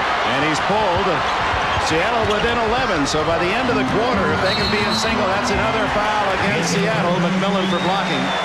Hard to say that, I'm sure in George Karl's mind, if he get in the fourth quarter down by only a single-digit deficit, that's all he wants. I think he would even settle for being as close as 12 at this point because they have not been able to really get an offensive rhythm. The free throw line has been their enemy, and you count the number of free throw attempts that the Phoenix Suns have had and made. It's been a huge advantage here in the third quarter. This has been the only run of the second half for Seattle, 9-1 prior to that free throw. Kevin Johnson now with 16 points, 12 of those from right where he's standing. And they've been in the penalty since about the 8-minute mark. Well, Phoenix taking full advantage, shooting free throws extraordinarily well, and they've had plenty of chances. Look at Freddie Johnson. He wants it. He's got it. What a third quarter for Johnson now with 25, 16 in the period. He's providing that perimeter shooting that Ricky Pierce had given him in all the other games, and Eddie hadn't. He finally is plugged in, and he's in the zone like Dan Marley was in Game 5. They run 3 men at Barkley, so two Suns were open, one of them Marley, and Frank Johnson from the side is short. Nate McMillan. And in the final minute of the third, Seattle indeed has a chance to carve it down to a 9-point deficit. And it's Johnson with a hanger. Oh, my. What a period for the veteran. Eddie with 18 in the quarter. 9-point lead, Phoenix. Marley for three. Oh, that's a big one. Marley, just when Seattle's starting to feel it, Marley drives home his first tray of the game. Eddie Johnson is chasing that ball right now. He's parked on the other side, but he wants to get his hands on it. McMillan resets. Way short. Barkley with a rebound. Plenty of time for Phoenix. 8 seconds, and now a foul.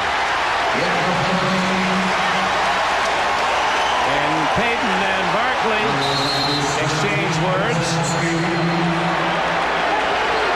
And there are not pleasantries. I got the U part.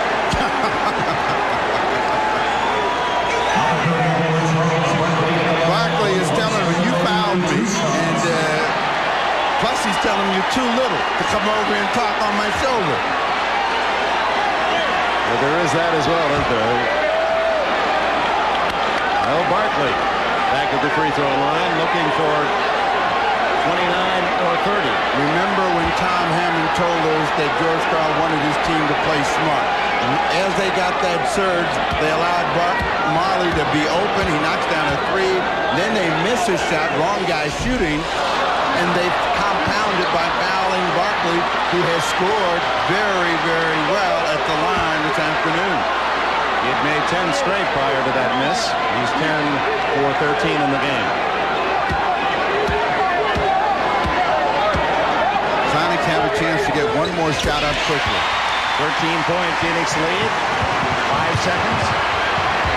Payton takes it hard to the hole and scores. Only his 5th point of the game. Kevin Johnson. And that is the end of the third quarter. One that started in a most exciting manner for these fans as Phoenix outscored the Sonics 12-2. Charles Barkley with 29 in the game, and the Suns are a quarter away from Chicago. If they can hold on to an 11-point lead, we'll be back after these messages and a word from your local station. Fourth quarter, Phoenix adding 5 points to their lead despite Eddie Johnson's 18 points in that third quarter. We open the fourth, an 11-point lead for the Phoenix Suns.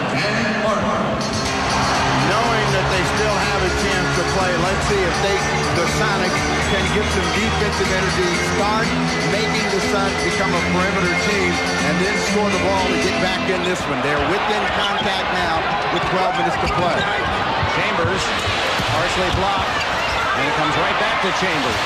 Look at Barkley fight for the rebound. How a man at only 6'4.5" can have such great timing, position, energy, out-rebound men half a foot taller consistently. He has strength and he has explosiveness that nobody at that size has had. against Askew, and a foul. Askew second. Barkley, a man possessed inside. He's able to get position and at the same time keep people off of him and stay after the ball. You'll see him come in and try to overpower Askew. Askew gives up the baseline and picks up the person. Suns starting this fourth quarter going small. And that'll be another on Askew. He's got too much of Barkley in his hands. But the only way that they can help Askew with this matchup is to pressure the basketball so that they cannot spot Barkley. That's a second team foul. We haven't played a minute yet, and they could end up with another quarter in which the Phoenix Suns get to the line. The last quarter they were 24-26. 26, that would come out over 100 free throws a game throw rate. Frank Johnson is short. Chambers saves, another chance. Marley, third chance, and finally Payton with a rebound for Seattle. Inside to Askew. Barkley not as yet down court. Askew scores and he's fouled by Chambers. And that puts Seattle in single digits in there. You always look for a single defining moment that may say that momentum has swung. There were 4 possessions in which the Suns did not get a hoop, and in their first one, Askew, who picked up 2 quick personal fouls, comes back and draws a foul on Tom Chambers, has a chance for a 3-point play. Askew's first points, he played for George Karl, Albany in the CBA. He was the most valuable player in the Continental League. So it's 91-82. Phoenix with 10 and a half to go. So goes to Chicago.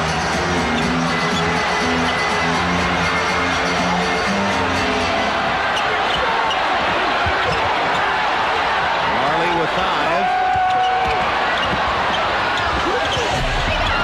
Chambers boxing out.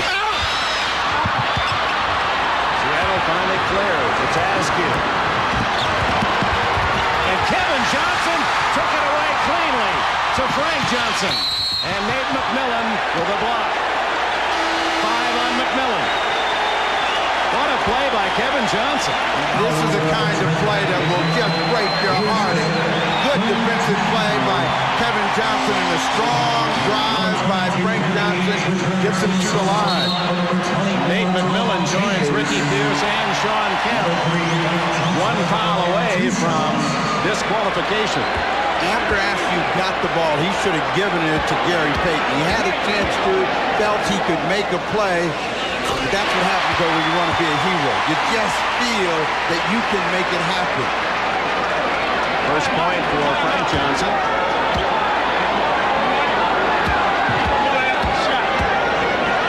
His big game was up in Seattle in Game 3 when he scored 10 points in the second half to spark the Suns win. Timeout Seattle.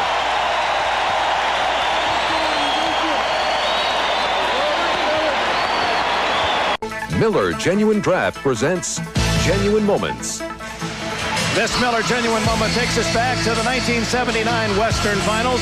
Paul Westphal and the Phoenix Suns go into the Kingdome for Game 7. The Sonics led by Lonnie Shelton, Dennis Johnson, and Gus Williams, 29 points. Sonics build a 15-point lead. Suns managed to mount a comeback, but this Williams rejection of Westphal with under a minute remaining propelled Seattle 114-110 to win and eventually to their first NBA championship against Washington. In recognition of this moment, Miller Genuine Draft will donate $1,000 to the Thurgood Marshall Scholarship Fund. Westfall's number, one of those retired by Phoenix, along with Connie Hawkins, 42, Dick Van Arsdale's number 5, Alvin Adams, 33. Under 10 to go, and it's Phoenix by 11. Eddie Johnson was the guy that got him in a position, and he's still trying to force the issue. Gets a foul against Frank Johnson. Third against Frank Johnson. Here comes Sean Kemp. He'll be playing with 5 fouls, remember. Don't ever say that George Karl is not a risk taker. I mean, here you are with 9:49 to go. Eddie Johnson, who's been sizzling, this will bring the game to with either 10 or 9 points. And Kemp is going to come back and play and try to stay out of foul problems. 14 for Sean Kemp. Meanwhile, while Eddie Johnson, picking up the offensive firepower, has 28. A perfect 8 for 8 from the line. And with those 2 free throws, Phoenix now has outscored Seattle by 22 from the line. A 9-point game. And the Suns have yet to score a field goal here in the fourth quarter, but they've been able to get second shots with offensive rebounds. And that good old foul line. Barkley walking right around Kemp. Tipped in by Chambers. 11 for Chambers, who started today.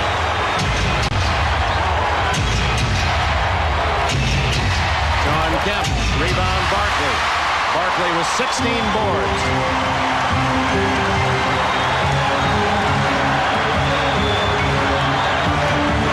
They'll go right to Barkley with Kemp with 5.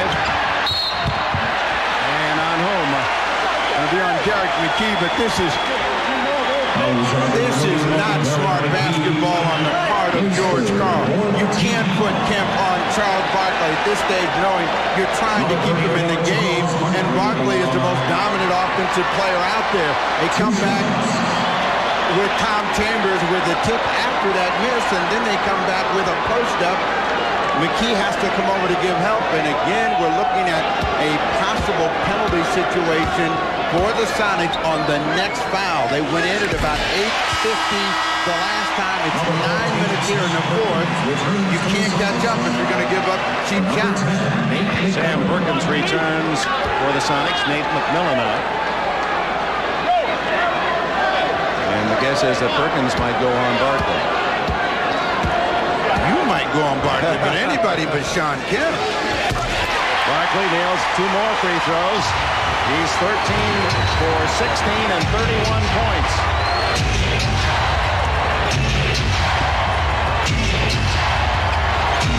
Eddie Johnson, Barkley with his 17th rebound. Eddie didn't have height enough to finish after he split that double team.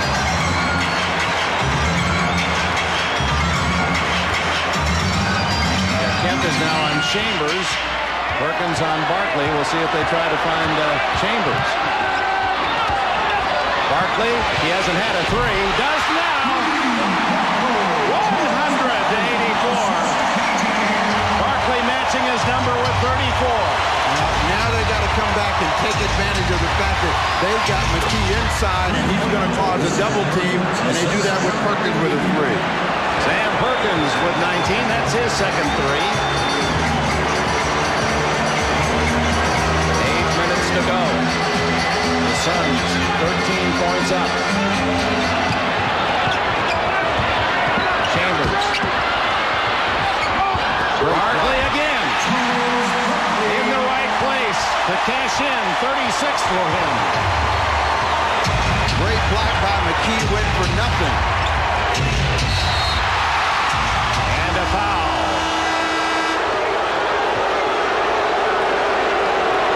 Charles Barkley missed the first quarter, but he has shown up since then. And here in the fourth quarter, again, he's putting his footprint on it as he hits the 3-pointer. Now watch him slide in underneath. The block by McKee. Barkley able to hold his position, put it in with the left hand. Foul was on Marley. His second. McKee to Pierce. 102. Took at 104.87. Now they just corrected their score. They corrected 102.89.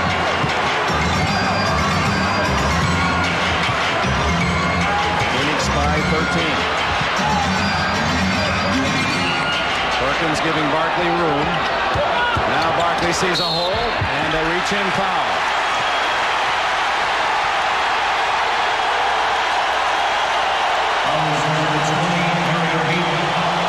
Gary Payton with a foul. George Karl just staring down Barkley. Gave a little extra histrionics.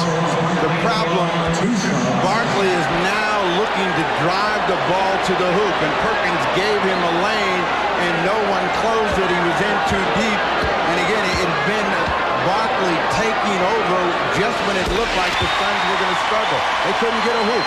And then Barkley found a way to get some scoring. He's got the crowd back in it, and the Sonics are on their heel. Penalty situation, 7:07 left. Barkley closing in on his 43 in Game 5. That was his playoff high. Now with 38, 15 of those points from the foul line.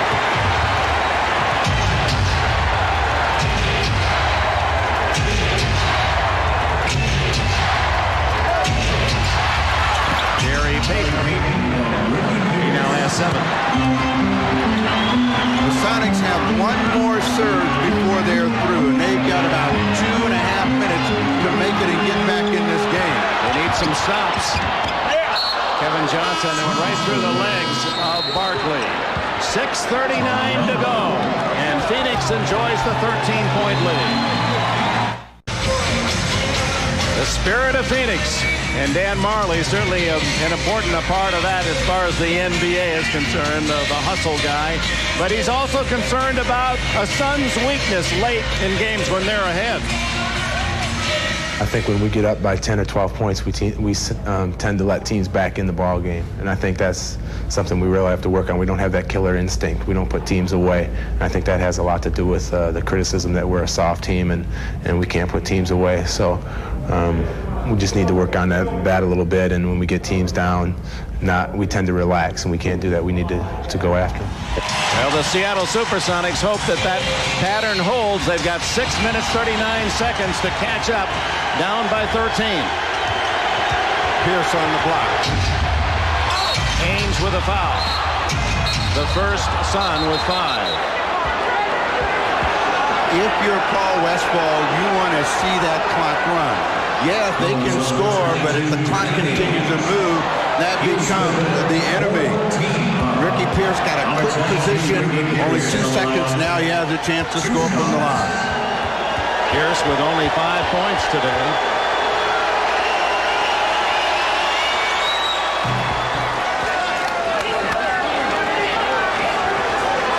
Ricky averaging almost 22 a game in this series. And he has been huge in all of their wins, and it is a real tough afternoon for him because he can't get any offensive rhythm. Phoenix lead 11. Suns with their 2 3-point shooters, Ainge and Marley in, along with Kevin Johnson, the quarterback. And one of the problems the Sonics have, they got 2 players out there with 5 personal fouls. They can't really be aggressive in trying to shut down the Suns. Chambers left open on the side. Tom Chambers, the veteran, with 13 big points.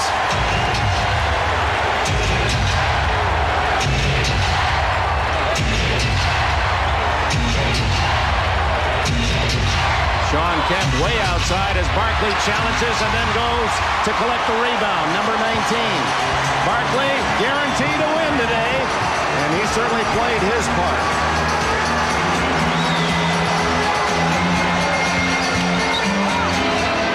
Good ball movement.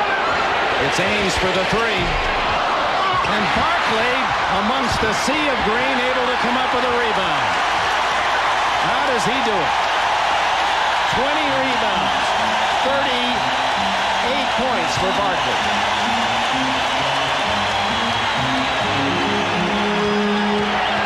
Chambers. 108-93. And 5 minutes to go.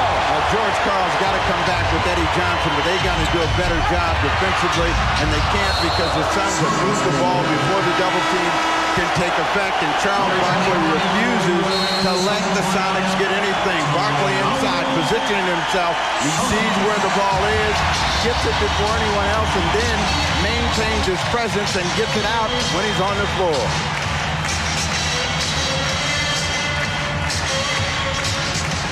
And then you see Tom Chambers, after they have moved the ball and meet the double team, he has a crowd excited, and they feel that they are right there ready for Chicago.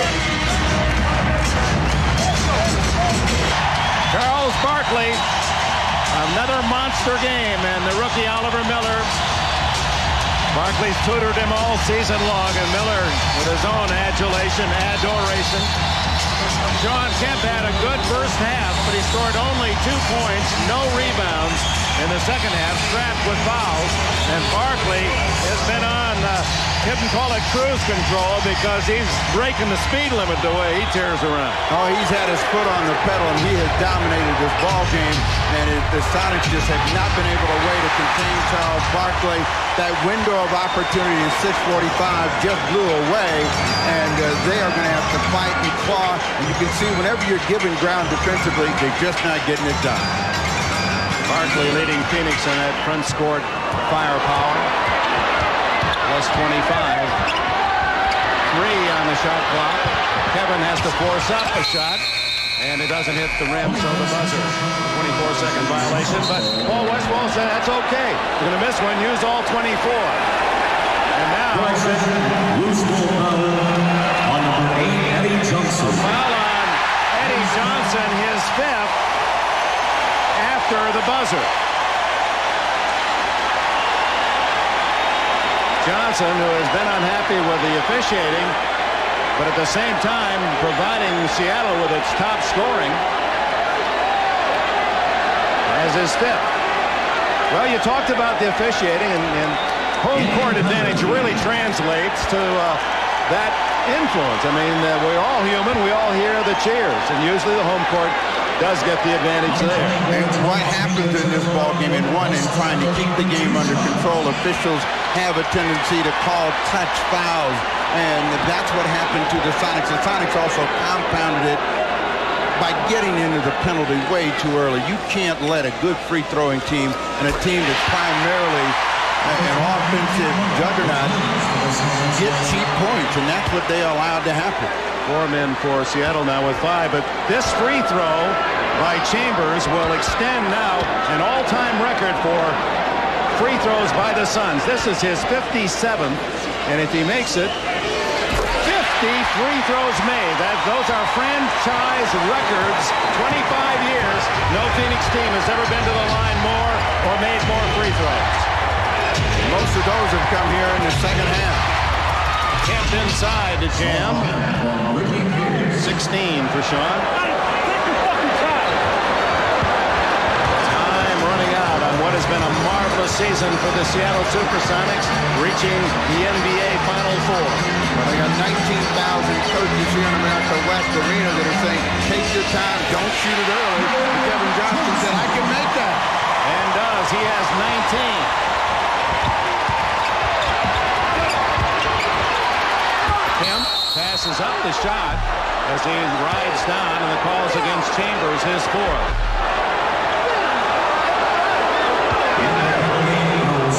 Chambers wondering what he did wrong. Well, Kemp had missed a couple of perimeter shots before, so he decided to try to get a little bit closer. Chambers thought, he came into me. Kemp at the line. This is when the Suns are the most dangerous, and when they get a big lead, they have a tendency to steamroll and just roller coaster, and that's what we've seen since that 6:45 mark when they were within 10 or 12. Well, today the killer instinct may have arrived. Dan Marley said they haven't had it, but they have been devastating, led by Charles Barkley. 112-97. Kevin Johnson, veterans on the court with Chambers and Barkley.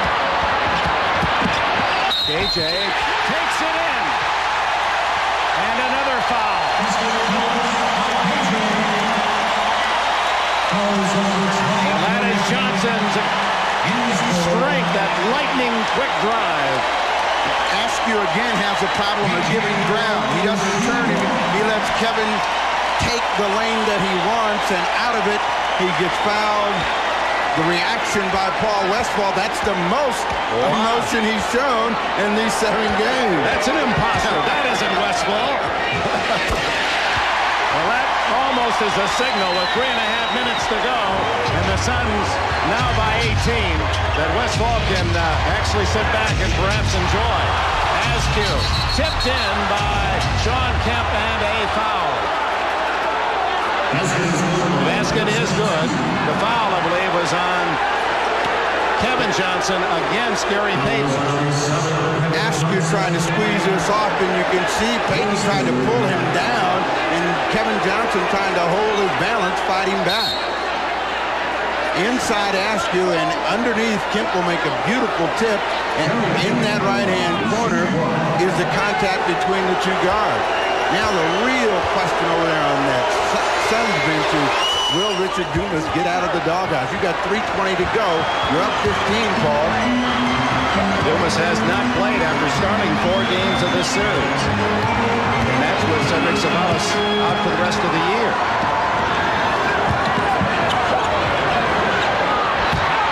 Barkley is in the 40s. Over 40 points and 20 rebounds now. 40 and 20. Payton fouled at the other end. That's been the story. Barkley has been able to get the ball and do what he wanted, and Sean Kemp, trying to stay in the game, has had to give him the room to shoot the ball. Barkley, since that first quarter, has just exploded. Dumas saying, "Coach, win, win." Dumas, along with Oliver Miller, the two rookies, shaved their heads in respect to Charles Barkley. He shouldn't have shaved his, because ever since he shaved his, he's not played well. 117, 101. 2:47 to go. Phoenix with the best record in the NBA. As they close out Seattle, will host Chicago Wednesday night, game 1 of the finals. Chambers. Barkley doesn't get that rebound, then takes it away from McMillan and draws another foul. Oh my! That is why this man is the league's MVP.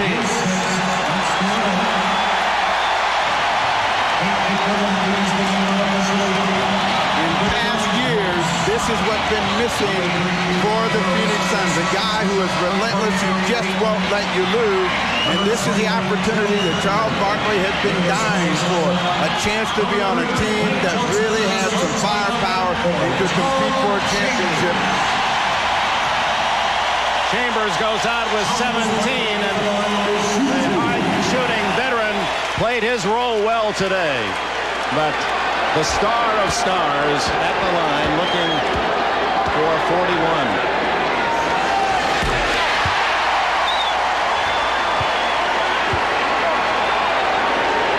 Just 2 less now than his all-time playoff high scored in Game 5. MVP, the Jet.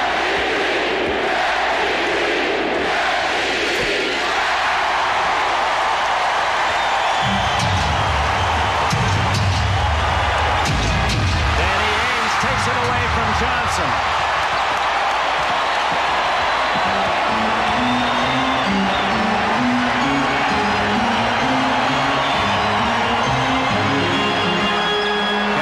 With 12 on the clock, sends it up. Sean Kemp with the rebound. That's when Barkley came here. He said, it's like a baseball lineup. You got 3 great hitters in the middle of the lineup. We all can be good. Eddie Johnson with a bucket. He said, I came to a team that had 2 All-Stars, Marley and Kevin Johnson. Now we got 3 top players. He said, I've never been in that position in Philadelphia. They have a lot of depth, and more importantly, they have a lot of different ways to hurt you in scoring. Barkley, I should say, they didn't have that in Philadelphia in his later years. As a rookie, they did. Right into the hands of Frank Johnson with 1:35 to go, and now it's a matter of just for the Phoenix fans enjoying a great, great season that will continue.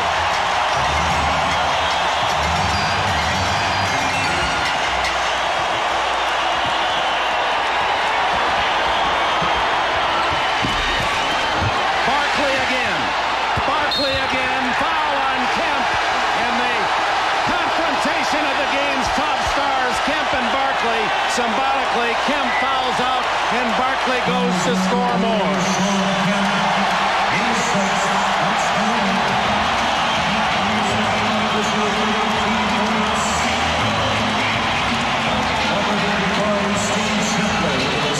Frank Johnson with the a tough shot, but Barkley just won't be denied. He came over the top, got it, Kemp blocked it. He thought he blocked it again and was not happy with the call, which kind of symbolizes the frustration of the Sonics, the joy and elation of the Suns.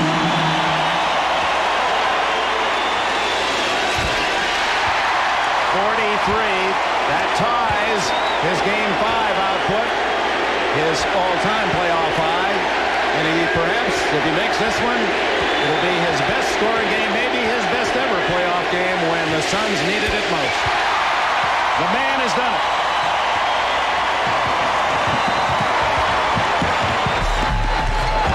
Dina Barros with his first basket.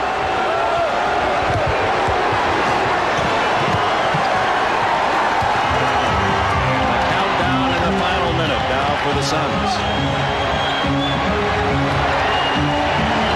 Ryan Muskov getting his first playing time today.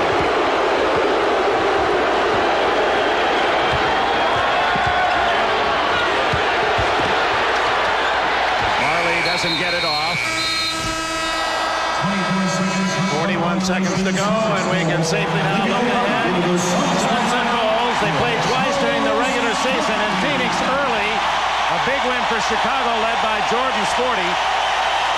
But Barkley goes out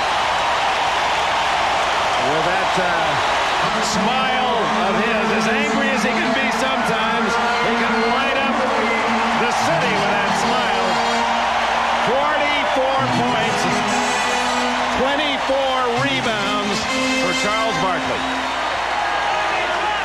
Just to complete the business, the Suns won in Chicago to split the series. That was later in the year on March 30th, with Jordan hitting 44 and Barkley 26. Jordan over 40 both games, but both won on the road. Eddie Johnson with a 3, and Eddie Johnson has 34 in defeat today.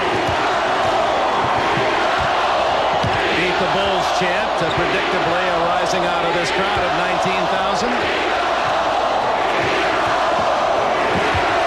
SQ uncontested with 14.8 seconds. As for Barkley's thoughts now can concentrate on two of his dream teammates, Scottie Pippen, Michael Jordan. The Bulls will be in town Wednesday night. You'll see it live here on NBC. All the games will be live. 2.3 seconds, not quite over. Charles Barkley will be chatting with us. We'll get his thoughts as we break for the commercial at game's end, so don't wander away. There they are, the smiles of Jordan, who hasn't been too happy of late. Off the court news against Charles Barkley. Eddie Johnson fouls out of the ball game. It hurt him, but he showed a great deal of class. Went down and congratulated all of the Phoenix Suns, and he will take a bench in what was his best game, and unfortunately his worst moment. They lose in Game 7, and you can see a disappointed Eddie Johnson. Well, he'll be here to watch as a spectator. He lives in Phoenix and has season tickets. He's not coming home for this.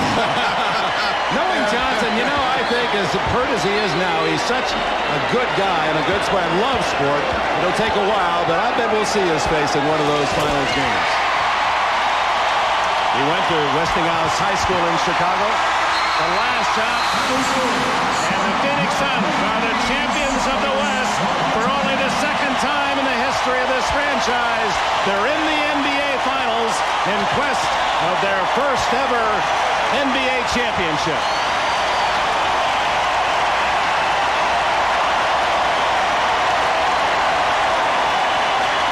And they go to the championship round against the Bulls on the backs of the most valuable player in professional basketball this year. Charles Barkley. Will talk to him when we return. Phoenix Suns are the Western champions, led by the most valuable player, Charles Barkley, who wears his feelings in public. What's he feeling now? Tom Hammond? Charles, you had a monster game. You guaranteed victory. You've had an eventful year, a gold medal, a trade to Phoenix. You had the MVP award and now a trip to the finals. Where does it rank? Well, all that stuff is great, but I came to Phoenix for one reason, and it wasn't just to get to the finals. The Bulls are a great team, And we know we can beat them. They know they can beat us. So it's going to be a great series. You just seem determined not to get beat today. You just picked up the team and carried them on their back. What were your thoughts? Well, I didn't feel like we were going to lose. I believe we're going to win the World Championship. I believe that all year. I think we got the best team in the world. And I'm glad we're playing Chicago because they're the best. But we feel like we're going to win this thing. We felt like that all year. You have a message for your dream team teammate, Michael Jordan? Well, as soon as he called me yesterday and wished me luck and told me to take the ball to the basket, and I tried to do that. He's my friend. He's my brother, and I love him. But we're going to play a lot of golf this series. Right. Congratulations, Charles. You knew that was coming. Two bald bulls, one from Chicago, one from Phoenix. Barkley and Jordan go at it in the finals. We'll return to the America West Arena after this.